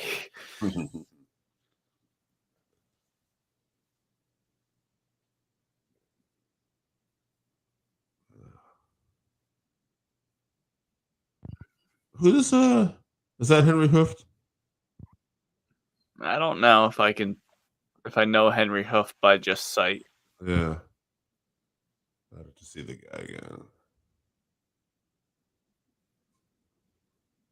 No, I don't think it is.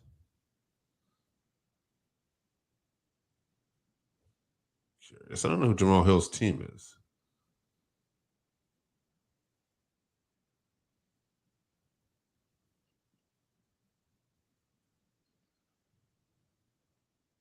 All right, Jamahal Hill. Fighting out of Grand Rapids, Michigan. He's a brown belt. Does have ground game, yeah, but he just doesn't implement it.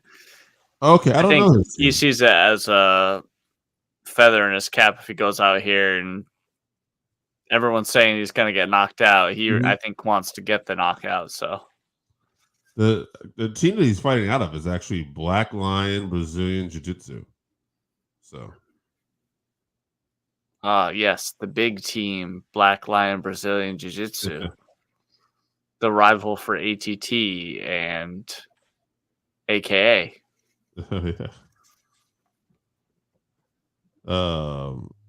Whereas Pereira, though, he's out of Teixeira MMA. So,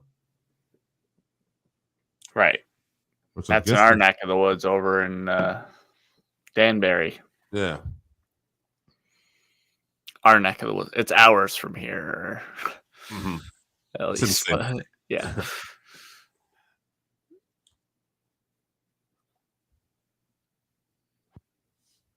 He's going to do his little shuffle out thing and shoot his arrows. Oh, yeah, I'm sure.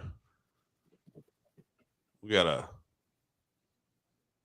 put on a show for these people in the stands here.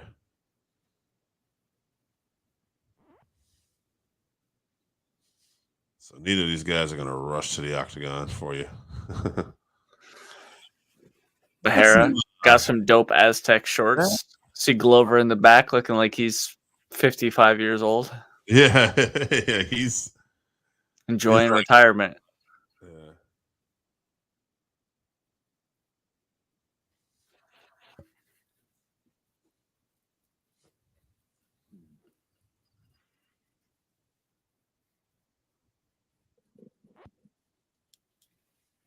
Yeah, and then he gets right into his stance. God. Let's effing go, they're saying. When does he shoot the arrows, though? That's coming, right? I would think it has to be coming. Very slow hunting kind of style. It almost looks like the walk I would expect. There we go. Old Bugs Bunny cartoons. But anyway. Ha! Jamal's like, come on. Yeah, I don't think you're getting in Jamal's head. Nah. Hill's ready to or go. at least he's not going to show it anyway. I tell you what, Hill looks. We talk about people that look calm before a fight or something. He looks like he wants to fight right now. Right, he cannot wait for it to start. Yeah. Now I will say this: as much as I wish we kind of move along a little bit, East Coast, right? I will say if I'm Pereira and I'm seeing this guy like, come on, let's do this right now. I'd take my time. Make him wait. Get a little antsy. Yep. He's, have that adrenaline drop. Yeah, for sure.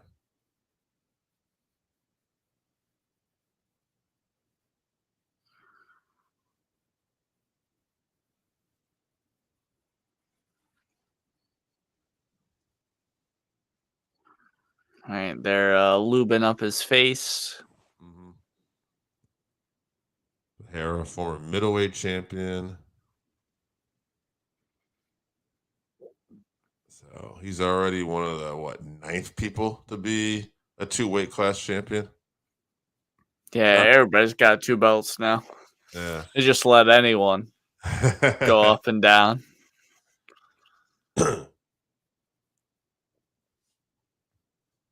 So Cormier, Connor, Amanda Nunes. I think BJ Penn was the original, right? He didn't hold 2 at the same time. No. I'm just saying weight classes in general. Yeah. Yeah, Frankie. Frankie didn't. He didn't hold belts in lightweight and no. Not featherweight, no. No. Came close, but no. So simultaneously, DC Connor Nunes, I would think. That's the only one I can think of. Yeah, I think so. What about Cejudo? Did he hold both? Ooh. Yeah, he did. Triple C.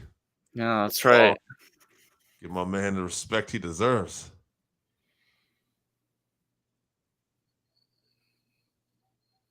Because TJ went down. Main event of the evening. Dillashaw went down to try to win it from him, which was a horrible mistake in retrospect. And, you think it cost him 2 years of his career? Yep. And however many years off his life for that KO. So he never lost the flyweight title. He didn't even lose the bantamweight title originally. Right. Yeah.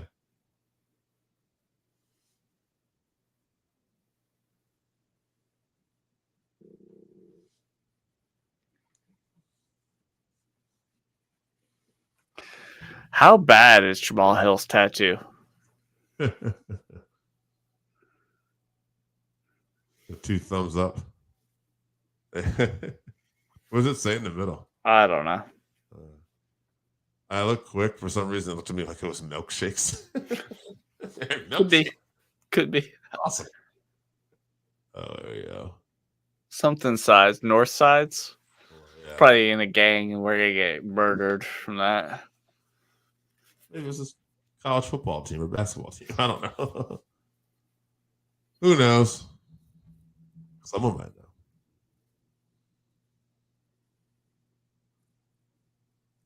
know. All right. Bruce about It's to give time. us time. Yeah.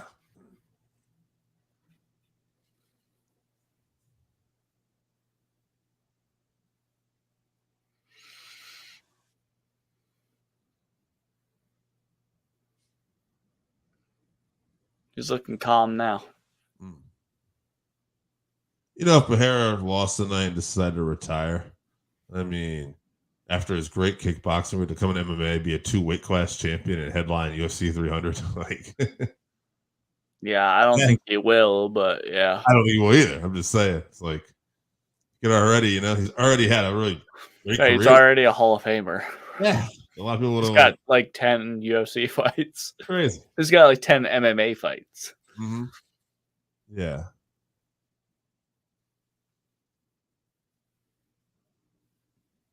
Let's see here. Everyone always talks about how huge Pereira looks, but he does not look huge compared to Jamahal Hill, I don't think. When we see them next to each other, I don't think they're going to look that much different. No. 9-2 in the U. I think overall, I think he's 10-1 in the UFC, or maybe 10, I don't know, 10-2.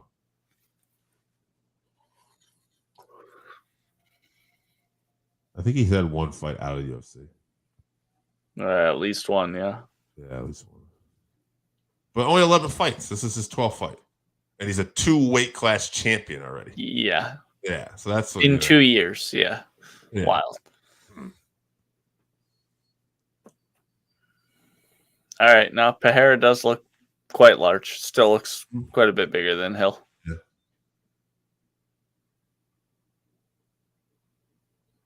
Jamahal doesn't look intimidated at all, like you said.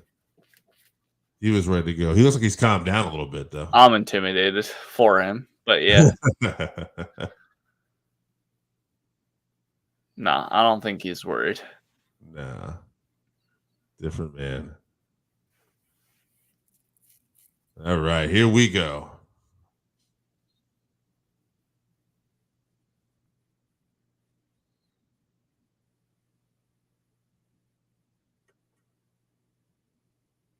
I don't know which ankle it was that Hill injured.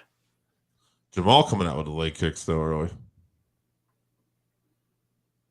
There's Pereira.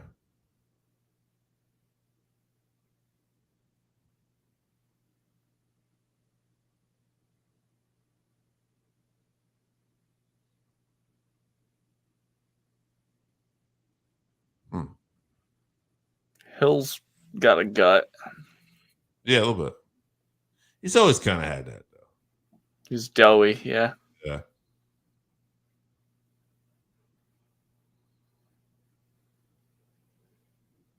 Yeah, like he's not spending like a lot of time working on his physique. Nah. He's probably a guy that like when years down the road, if like he's not keeping active. He gets fat, yeah. I bet so too. Yeah. He's gonna end up like DC. Get taller. Whereas Pereira's got like almost abs happening here. Mm-hmm.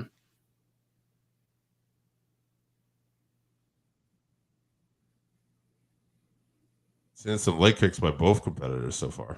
Yeah. Nobody landed any punches. No. Nothing significant, I should say. Yeah.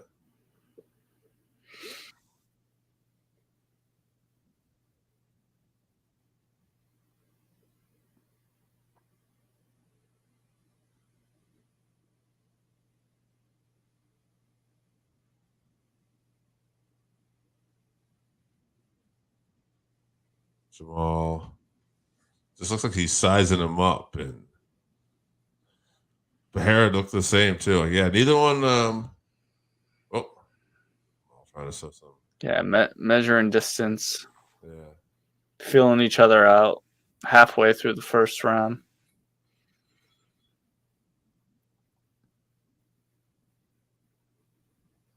Jamahal seems to be the one who's throwing more kicks and punches, though. So far out. Yeah.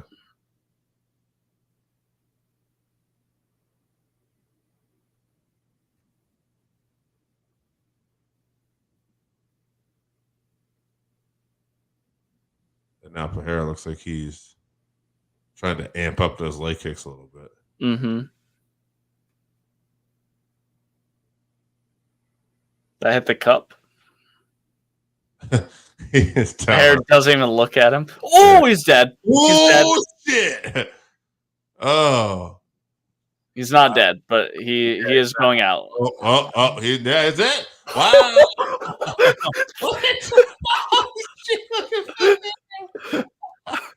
There was a comment.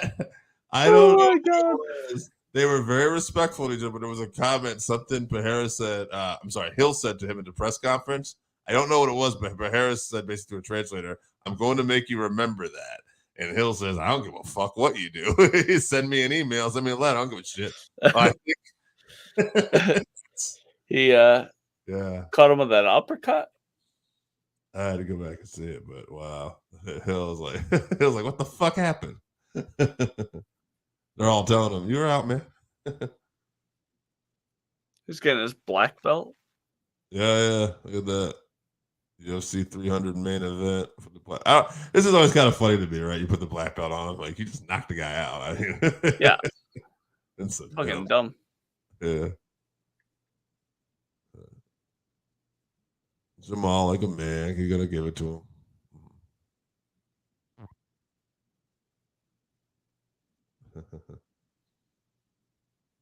He didn't. I can't say Jamahal was looking bad or anything. He was looking. That was the first real exchange of punches.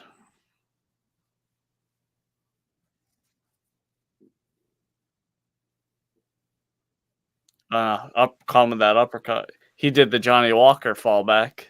Mm-hmm. His eyes rolled back in the back of his head.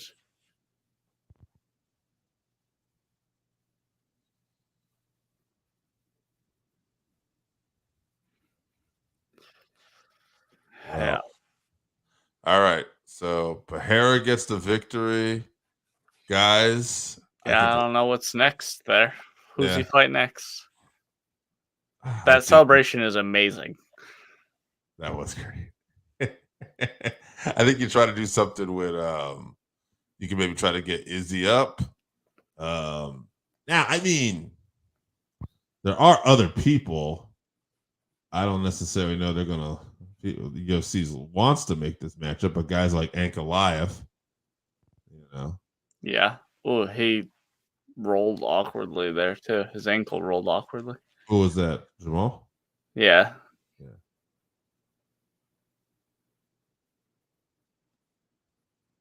All right. Alex Pereira, just looking at it. I mean, Yuri could be back in there. You could do a rematch. Yeah, he got that win today versus Rakic. So. Yeah. Jan Blachowicz. Yeah, we'll see.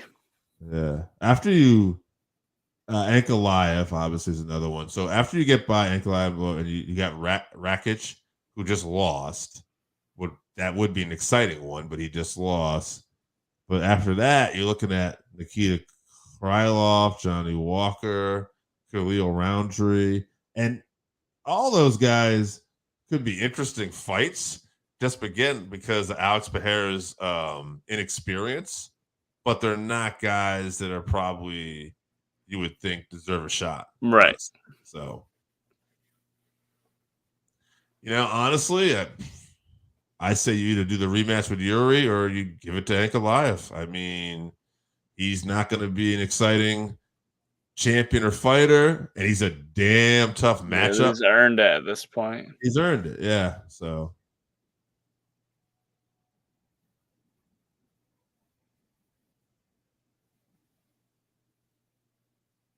Harris kids.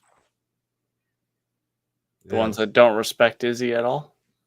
That was a mistake. He's petty. Hey, can you guys hug him afterwards? Let him do his thing? Thanks.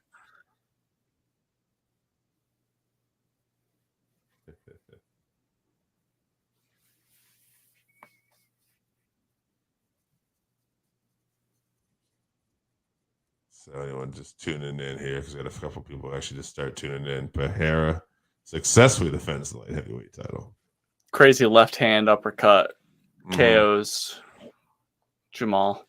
But the most exciting thing all night was Max Halloway knocking out Justin Gaethje with 1 second left in a fight that he was winning, but called for in the last second. Pointed him to the center of the octagon like he did with Ricardo Lamas. Yeah.